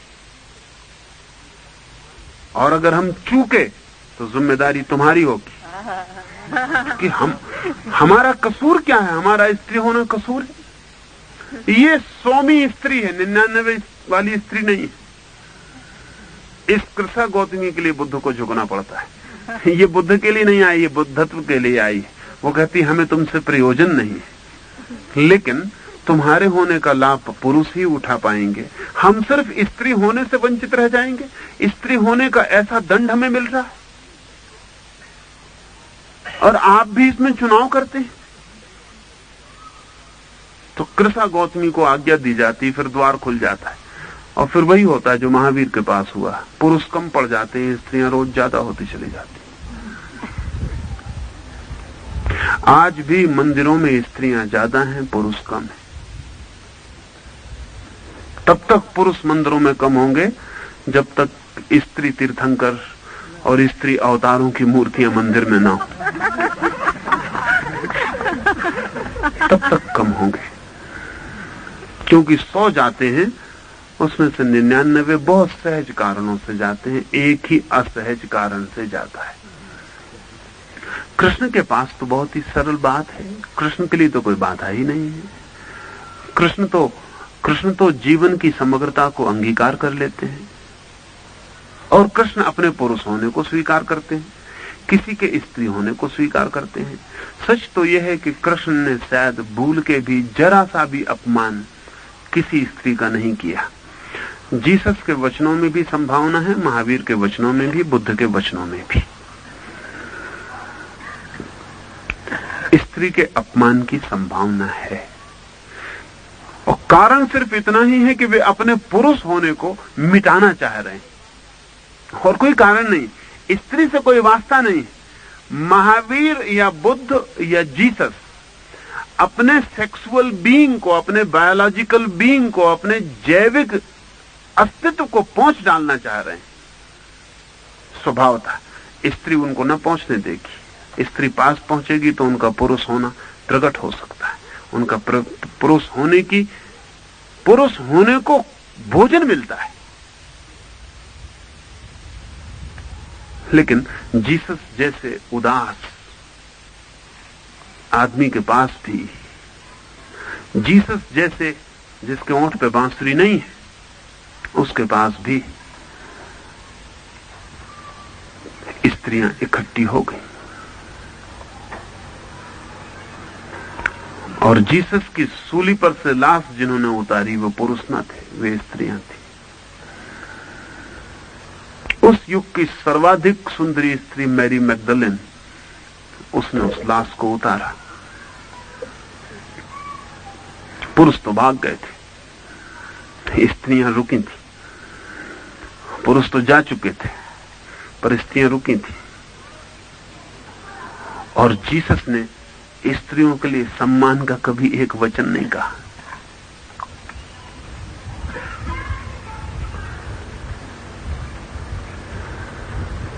महावीर कहते हैं कि स्त्री पर्याय से मोक्ष न जा सकेंगी, उन्हें एक बार पुरुष का जन्म लेना होगा, फिर वे मोक्ष जा सकती। बुद्ध तो उनको दीक्षा देने से इंकार करते हैं कि हम दीक्षा ही न देंगे। और जब दीक्षा भी दे दी तब भी उन्होंने जो वचन कहे वो बहुत ही हैरानी के हैं। बुद्ध ने कहा कि मेरा जो धर्म हजारों साल चलता है,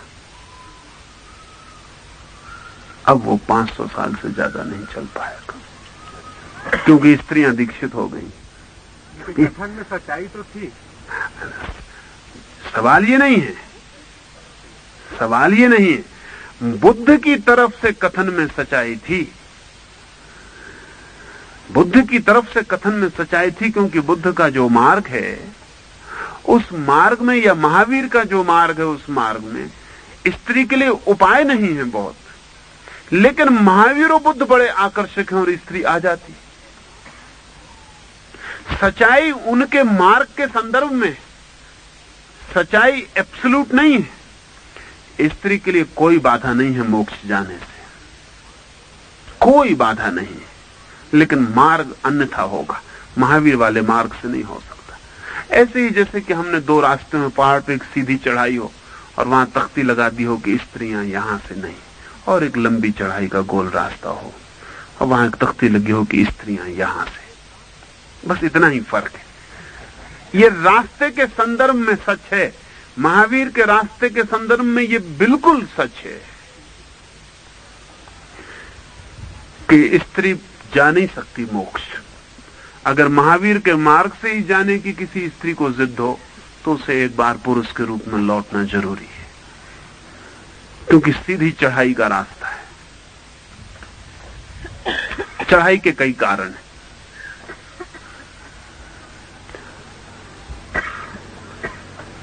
बड़ा कारण तो यह है कि न कोई परमात्मा है महावीर के रास्ते पर, न कोई संगी साथी, नहीं कोई है जिसके कंधे पर हाथ रखा जा सके। स्त्री का व्यक्तित्व अपने आप में ऐसा है कि कोई झूठा कंधा भी मिल जाए तो भी ठीक है, उसको कंधे पे हाथ चाहिए। वो किसी कंधे पे हाथ रख के आश्वस्त हो जाती। ये उसके व्यक्तित्व का ढंग है, इसमें कोई और कोई कारण नहीं। पुरुष किसी के कंधे पे हाथ रखे तो दीन अनुभव करता है अपने को, स्त्री किसी के कंधे पे हाथ रखे तो उसकी गरिमा बढ़ जाती। स्त्री जब किसी के कंधे पे हाथ रख के चलती तब उसकी शान अलग है, जब वो अकेली चलती तब दीन होती। और पुरुष किसी के कंधे पे हाथ रख के चलता है तो उसकी दीनता प्रकट होती। कंधे पर हाथ रख के चलते, इसके पीछे बात करनी पड़ेगी, इसके पीछे बात करनी पड़ेगी। ये जो गांधी जी की बात उठाई वो भी क्षण ख्याल में ले लेनी चाहिए। गांधी जी स्त्रियों के कंधे पर हाथ रख के चले हैं, शायद इस भांति के वो पहले पुरुष हैं।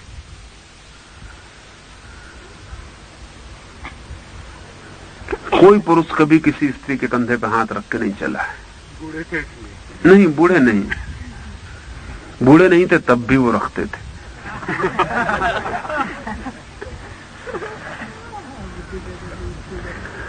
गांधी जी का स्त्री के कंधे पर हाथ रख के चलना किसी विशेष घोषणा के लिए है। इस मुल्क में जहां सदा ही स्त्री ने पुरुष के कंधे पर हाथ रखा हो, जहां सदा ही स्त्री अर्धांगिनी रही हो, और नंबर 2 की अर्धांगिनी, नंबर 1 की कभी नहीं। जहां स्त्री सदा ही पीछे रही हो, आगे कभी नहीं।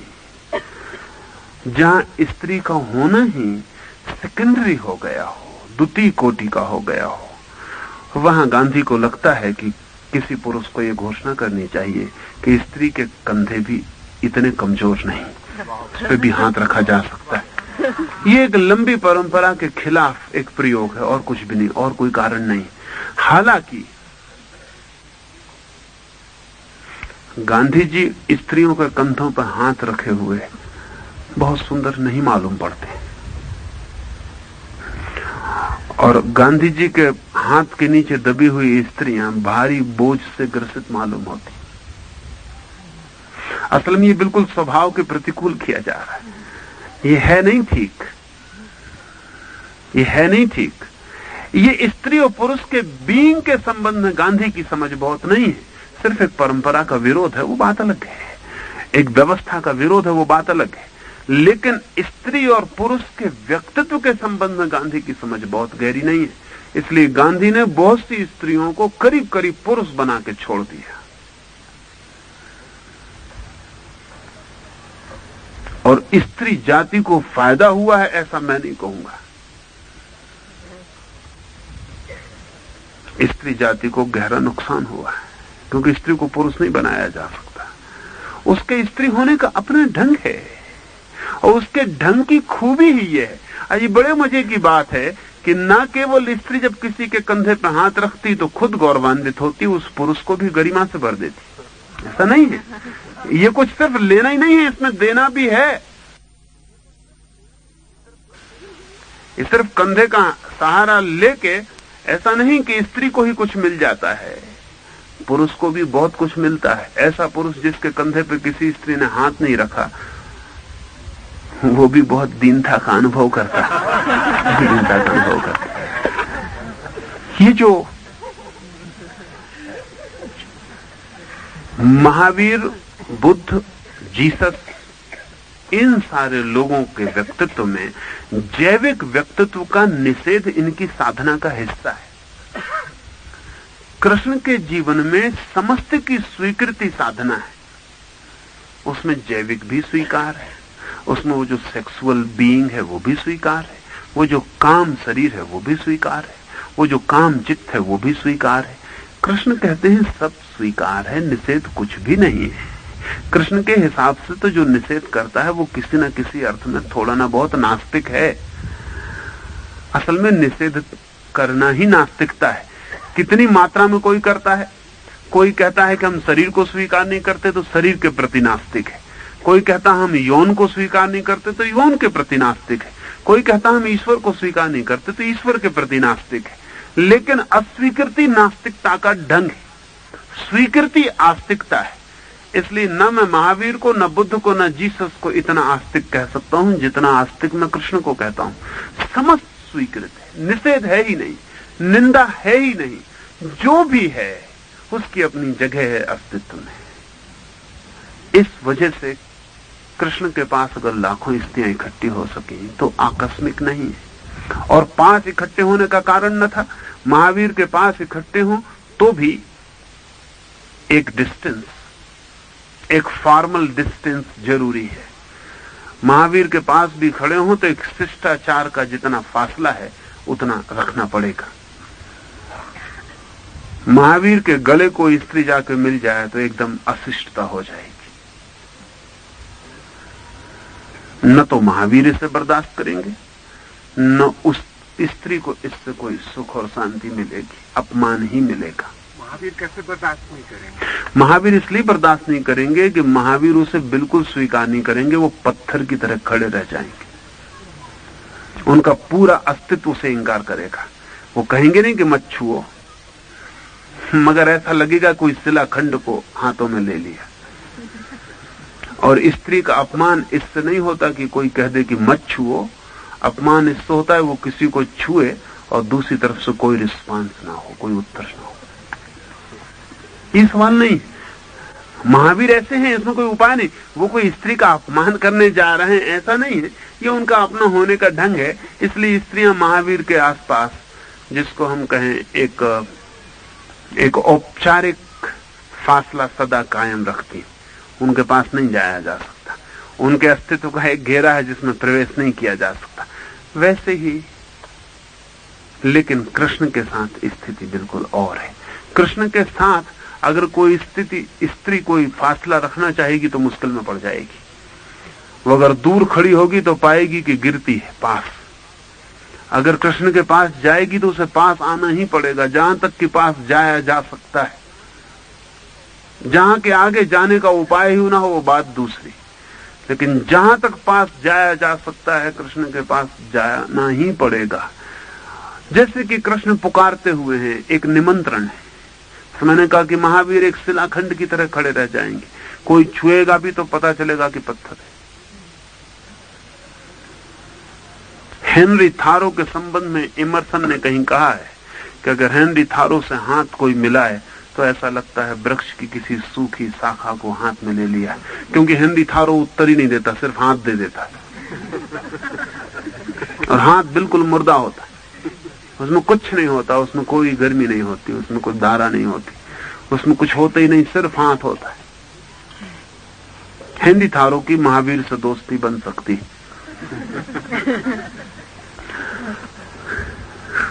कृष्ण के अगर कोई दूर भी खड़ा हो जाएगा तो ऐसा लगेगा वो छू रहे हैं, वो स्पर्श कर रहे हैं, वो बुला रहे हैं। उनका पूरा अस्तित्व निमंत्रण है, आमंत्रण है। इस आमंत्रण को अगर हजारों स्त्रियों ने स्वीकार किया हो तो आश्चर्य नहीं है, कोई आश्चर्य नहीं है, ये सहज हुआ। रह गई बात यह कि हम पूछते हैं कि क्या कृष्ण के लिए संभोग जैसी बात संभव है? कृष्ण के लिए कुछ भी असंभव नहीं।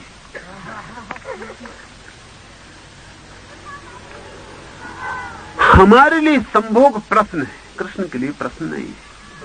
हम नहीं पूछते कि फूलों के लिए संभोग संभव है, हम नहीं पूछते पक्षियों के लिए संभोग संभव है, हम नहीं पूछते कि ये सारा जगत संभोग की एक लीला में लीन है, सारा अस्तित्व संभोग रत है। आदमी पूछना शुरू करता है कि क्या कृष्ण के लिए संभोग संभव है, क्योंकि आदमी जैसा है तनाव से भरा हुआ, जीवन के प्रति निंदा से भरा हुआ, उसके लिए संभोग जैसी गहन चीज भी संभव नहीं रह गई। उसके लिए संभोग जैसा अस्तित्व का क्षण भी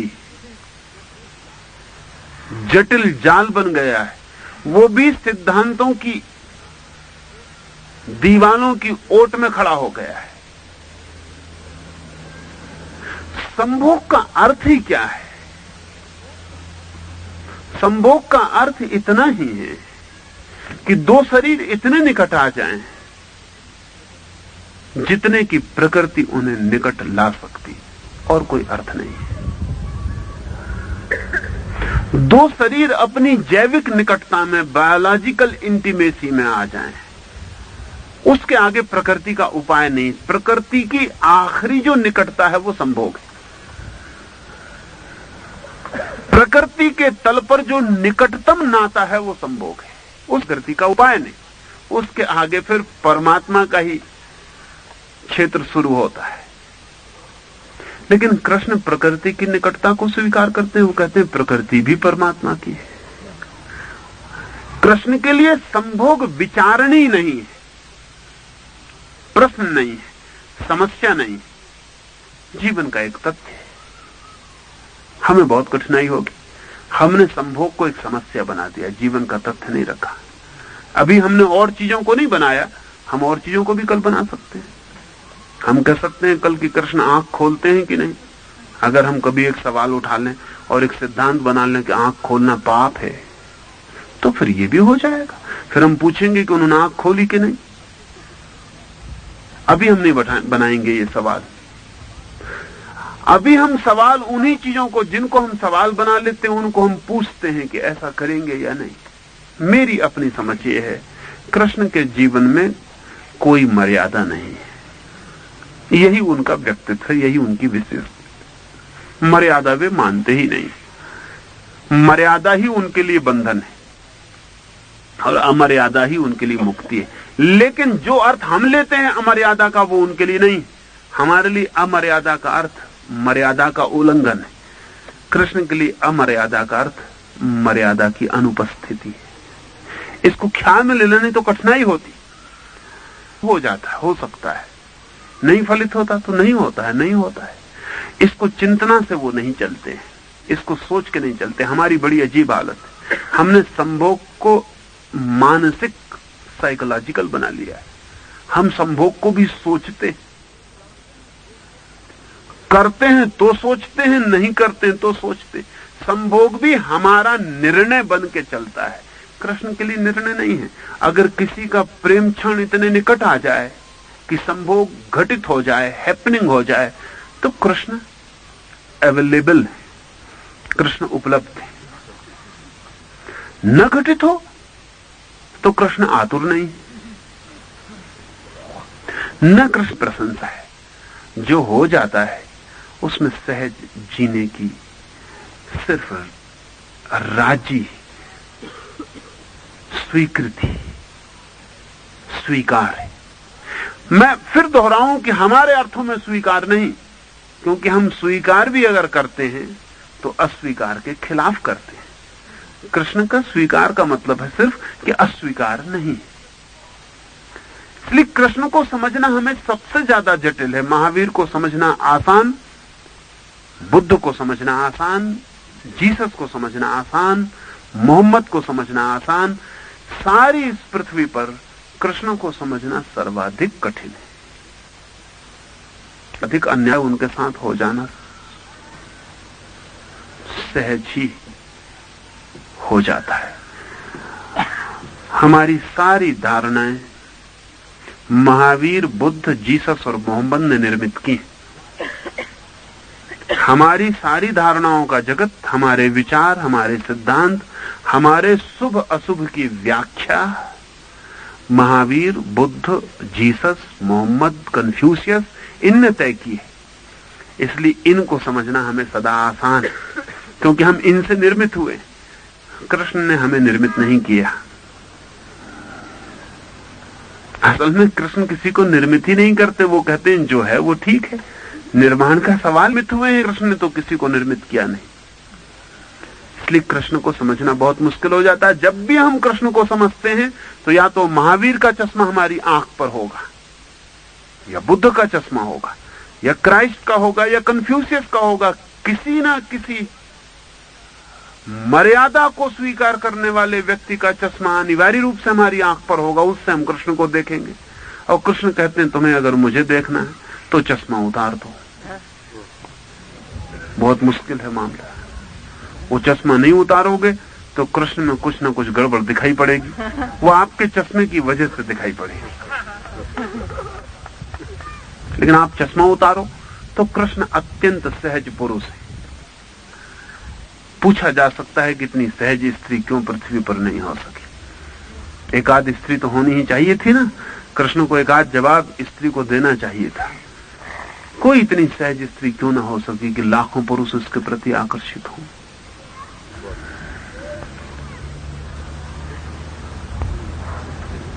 क्या बात है, क्या कारण? कुछ कारण है। इतना ही कारण नहीं है कि स्त्री दबाई गई, इतना ही कारण नहीं कि पुरुष ने उसे स्वतंत्रता नहीं दी होने की, क्योंकि बात फिजूल है, इसका कोई अर्थ नहीं है। जितनी स्वतंत्रता जिसे चाहिए उतनी सदा मिल जाती है। नहीं, स्त्री कृष्ण का उत्तर नहीं दे पाई। शायद अभी और 1000-2000 वर्ष लग जाएंगे, तब शायद स्त्री दे पाए। अभी नहीं दे पाई, अभी देना कठिन भी है। न देने का कारण है स्त्री का सारा व्यक्तित्व, सारा ढंग, उसके होने की प्राकृतिक व्यवस्था मोनोगैमस है। वो एक पर निर्भर रहना चाहती है। उस मैं बात करता हूं, वो एक पर निर्भर रहना चाहती है। उसका चित्त मोनोगैमस अब तक, कल भी रहेगा। एक उसे कभी भी सुख नहीं दे पाता। पुरुष एक से ऊब जाता है, स्त्री एक से बिल्कुल नहीं ऊबती। स्त्री एक के साथ जन्म जन्म जीने की कामना करती, एक के साथ फिर दोबारा भी जन्म मिले तो उसी के साथ मिले, वैसी कामना करती।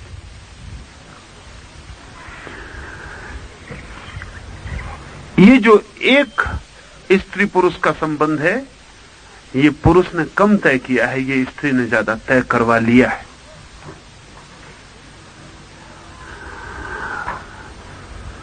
ये पुरुष की वजह से नहीं, इसके अब तक बायोलॉजिकल कारण भी थे, जैविक कारण भी थे, क्योंकि स्त्री को निर्भर होना है, बहुतों पर निर्भर नहीं हुआ जा सकता। इसको ख्याल में लेना जरूरी है। स्त्री को कंधे पे हाथ रखना है, बहुत कंधों पे हाथ नहीं रखे जा सकते। निर्भर जिसे होना, जिसका सुख है, वो बहुतों पर निर्भर होगी तो अनिश्चित मना हो जाएगी। निर्भरता उसकी इनडिसिसिव हो जाएगी, उसमें निर्णय नहीं रह जाएगा। जिसे निर्भर होना है, जैसे एक बेल है, उसे एक वृक्ष पर निर्भर होना, वो बहुत वृक्षों पे एक साथ नहीं चढ़ सकती, उसे एक वृक्ष पर ही चढ़ना हो। चढ़ जाए उतनी उसे तृप्ति होगी, क्योंकि उतना ही वो वृक्ष मालूम होने लगेगा। एक पुरुष बहुत सी स्त्रियों को, हाथों को निमंत्रित कर सकता है कि मेरे कंधे पर रखो, क्योंकि उतना ही उसके पुरुष होने की गहरी रस की स्थिति उसे उपलब्ध होगी। मगर स्त्री एक पर निर्भर होना चाहेगी। इस एक पर निर्भर होने का कारण चित्त में तो है ही, बहुत ज्यादा बायोलॉजिकल, शारीरिक कारण है, जैविक कारण है। उसके बच्चे होंगे, उन बच्चों के लिए कोई निर्धारक, कोई नियंता, कोई फिक्र करने वाला होना चाहिए। 9 महीने वो असमर्थ होगी, उसके बाद उसके बच्चे के संभालने में उसे सारा वक्त लगाना पड़ेगा। अगर वो बहुतों पर निर्भर है, बच्चों को पेट में संभालने से, वे तो प्रयोगशालाओं में संभाले जाएंगे। जिस दिन स्त्री बच्चे को पेट में रखने से मुक्त हो जाएगी, उस दिन स्त्री भी कृष्ण जैसा व्यक्ति पैदा कर सकती, उसके पहले नहीं पैदा कर सकती। उसके कारण थे। ये जो मैंने कृष्ण के सहज होने की बात कही, इसे मनुष्यता जितने गहरे में समझ पाए, उतनी चिंताओं, तनावों और संतापों से मुक्त हो सकती है। आदमी के अधिक तनाव, आदमी के अपने ही स्वभाव से संघर्ष की हार ही होती है, हार ही होती है। कभी कभी कोई जीत जाता है, बड़ी अनूठी वो घटना है, कभी कभी कोई जीत पाता है। उस कभी कभी कोई जीतने वाले के अनुसरण में लाखों लोग अपने से लड़ते चले जाते हैं, और ये लाखों लोग सिर्फ चिंतित होते हैं, असफल होते हैं, हारते हैं और परेशान होते हैं। मेरी अपनी दृष्टि ऐसी है कि महावीर के मार्ग से कभी कोई एकाध आदमी उपलब्ध हो सकता है, लेकिन महावीर के मार्ग पर 100 में से 99 आदमी चलते हैं।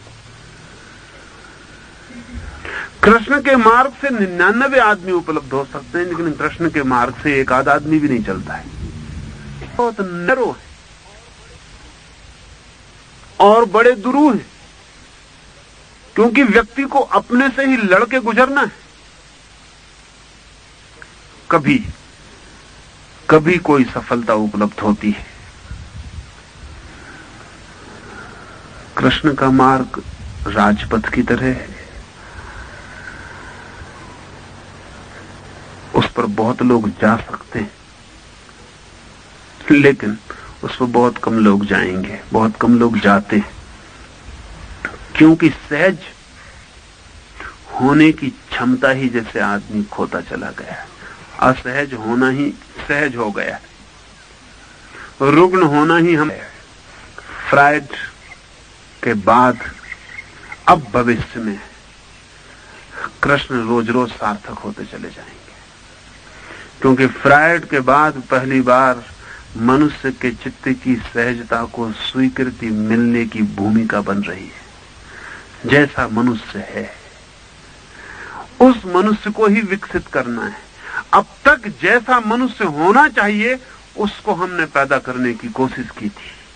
अब तक आदर्श कीमती था और मनुष्य को उस आदर्श तक पहुंचना ही था जरूरी। अब फ्रायड के बाद एक रूपांतरण पूरी दुनिया की, जिसको हम कहें बौद्धिक जगत में, अपवाद सिर्फ नियम को सिद्ध करते हैं और कुछ नहीं करते। वो सिर्फ इतना सिद्ध करते हैं कि सब ना पहुंच सकेंगे। फ्राइड के बाद पहली दफे ऑनेस्ट थिंकिंग, ईमानदार चिंतन शुरू हुआ है। वो ईमानदार चिंतन ये कह रहा है कि आदमी क्या है उसको हम समझने चलें। अब एक पत्नी है, उसकी आकांक्षा है कि उसका पति कभी किसी दूसरी स्त्री को देख के प्रसन्न ना हो। ये आकांक्षा पुरुष के स्वभाव के बिल्कुल प्रतिकूल है। इस आकांक्षा का एक ही परिणाम हो सकता है, अगर इसी की आकांक्षा से नीति और नियम निर्धारित किए जाएं तो पुरुष दुखी हो जाएगा। और मजा यह है कि दो में से एक दुखी हो जाए तो दूसरा सुखी नहीं हो सकता, उसका कोई उपाय नहीं रह जाता। लेकिन अब तक यही हुआ है। क्या ऐसा नहीं हो सकता कि हम पुरुष और स्त्री दोनों के स्वभाव को समझने के दोनों कोशिश करें, और जब पुरुष किसी स्त्री को देख के प्रसन्न हो तो पत्नी इससे पीड़ित ना हो जाए, जाने कि पुरुष का स्वभाव है। और जब उसकी स्त्री उदास और परेशान दिखाई पड़े तो उसका पति उस पर टूटना पड़े, जाने कि ये स्त्री का स्वभाव है। अगर हम एक संतापहीन स्वभाव को बदलने की ऊपर से नैतिक चेष्टा नहीं करनी चाहिए। स्त्री तब तक ईर्ष्यालु रहेगी जब तक आर्थिक रूप से स्वतंत्र नहीं, तब तक ईर्ष्यालु रहेगी जब तक बच्चे का बोझ अकेले उस पर पड़ जाता है, तब तक ईर्ष्यालु रहेगी जब तक उसका होना द्वितीय कोटि का है। अगर स्त्री की ईर्ष्या को मिटाना हो तो उसे ठीक पुरुष के बराबर प्रथम कोटि की जगह, पुरुष के बराबर आर्थिक स्वावलंबन, पुरुष के बराबर उसकी जैविक मजबूरी से मुक्ति, तो हम स्त्री को ईर्ष्या से तत्काल समझ गहरी हुई है। पुरानी हमारी सारी व्यवस्था मनुष्य की समझ पर निर्भर नहीं थी, बल्कि मनुष्य की जरूरतों पर निर्भर थी। मनुष्य के समाज में क्या जरूरी है वो हमने नियम बनाए थे, मनुष्य के स्वभाव के लिए क्या जरूरी है वो हमने नियम नहीं बनाए थे। लेकिन फ्राइड के बाद एक क्रांति घटित हुई है, और मैं मानता हूं फ्राइड द्वार बनेगा कृष्ण की वापसी का। कृष्ण वापस लौटेंगे, वो फ्राइड के द्वार से वापस लौटेंगे। फ्राइड ने बड़ा प्राथमिक काम किया है, अभी बहुत काम उस दिशा में होना जरूरी है। फ्राइड का काम बिल्कुल काखा गाका है, अभी बहुत कुछ बाकी, लेकिन चोट शुरू हो गई है और कृष्ण के आने वाले भविष्य में हो सकेगा। मेरा अपना मानना है कि महावीर, बुद्ध, जीसस, कन्फ्यूशियस को मान के हम एक स्वस्थ दुनिया पैदा नहीं कर सके। एक प्रयोग जरूर किया जाने जैसा है कि कृष्ण की तरफ देख के हम दुनिया को एक व्यवस्था दे पाए। और मेरी अपनी समझ है कि जो दुनिया हमने अब तक पैदा की है उससे वो दुनिया बेहतर हो सकेगी, क्योंकि अब तक जो दुनिया हमने पैदा की है वो अपवाद को नियम मान के की है। अब हम नियम को ही नियम मानकर करेंगे।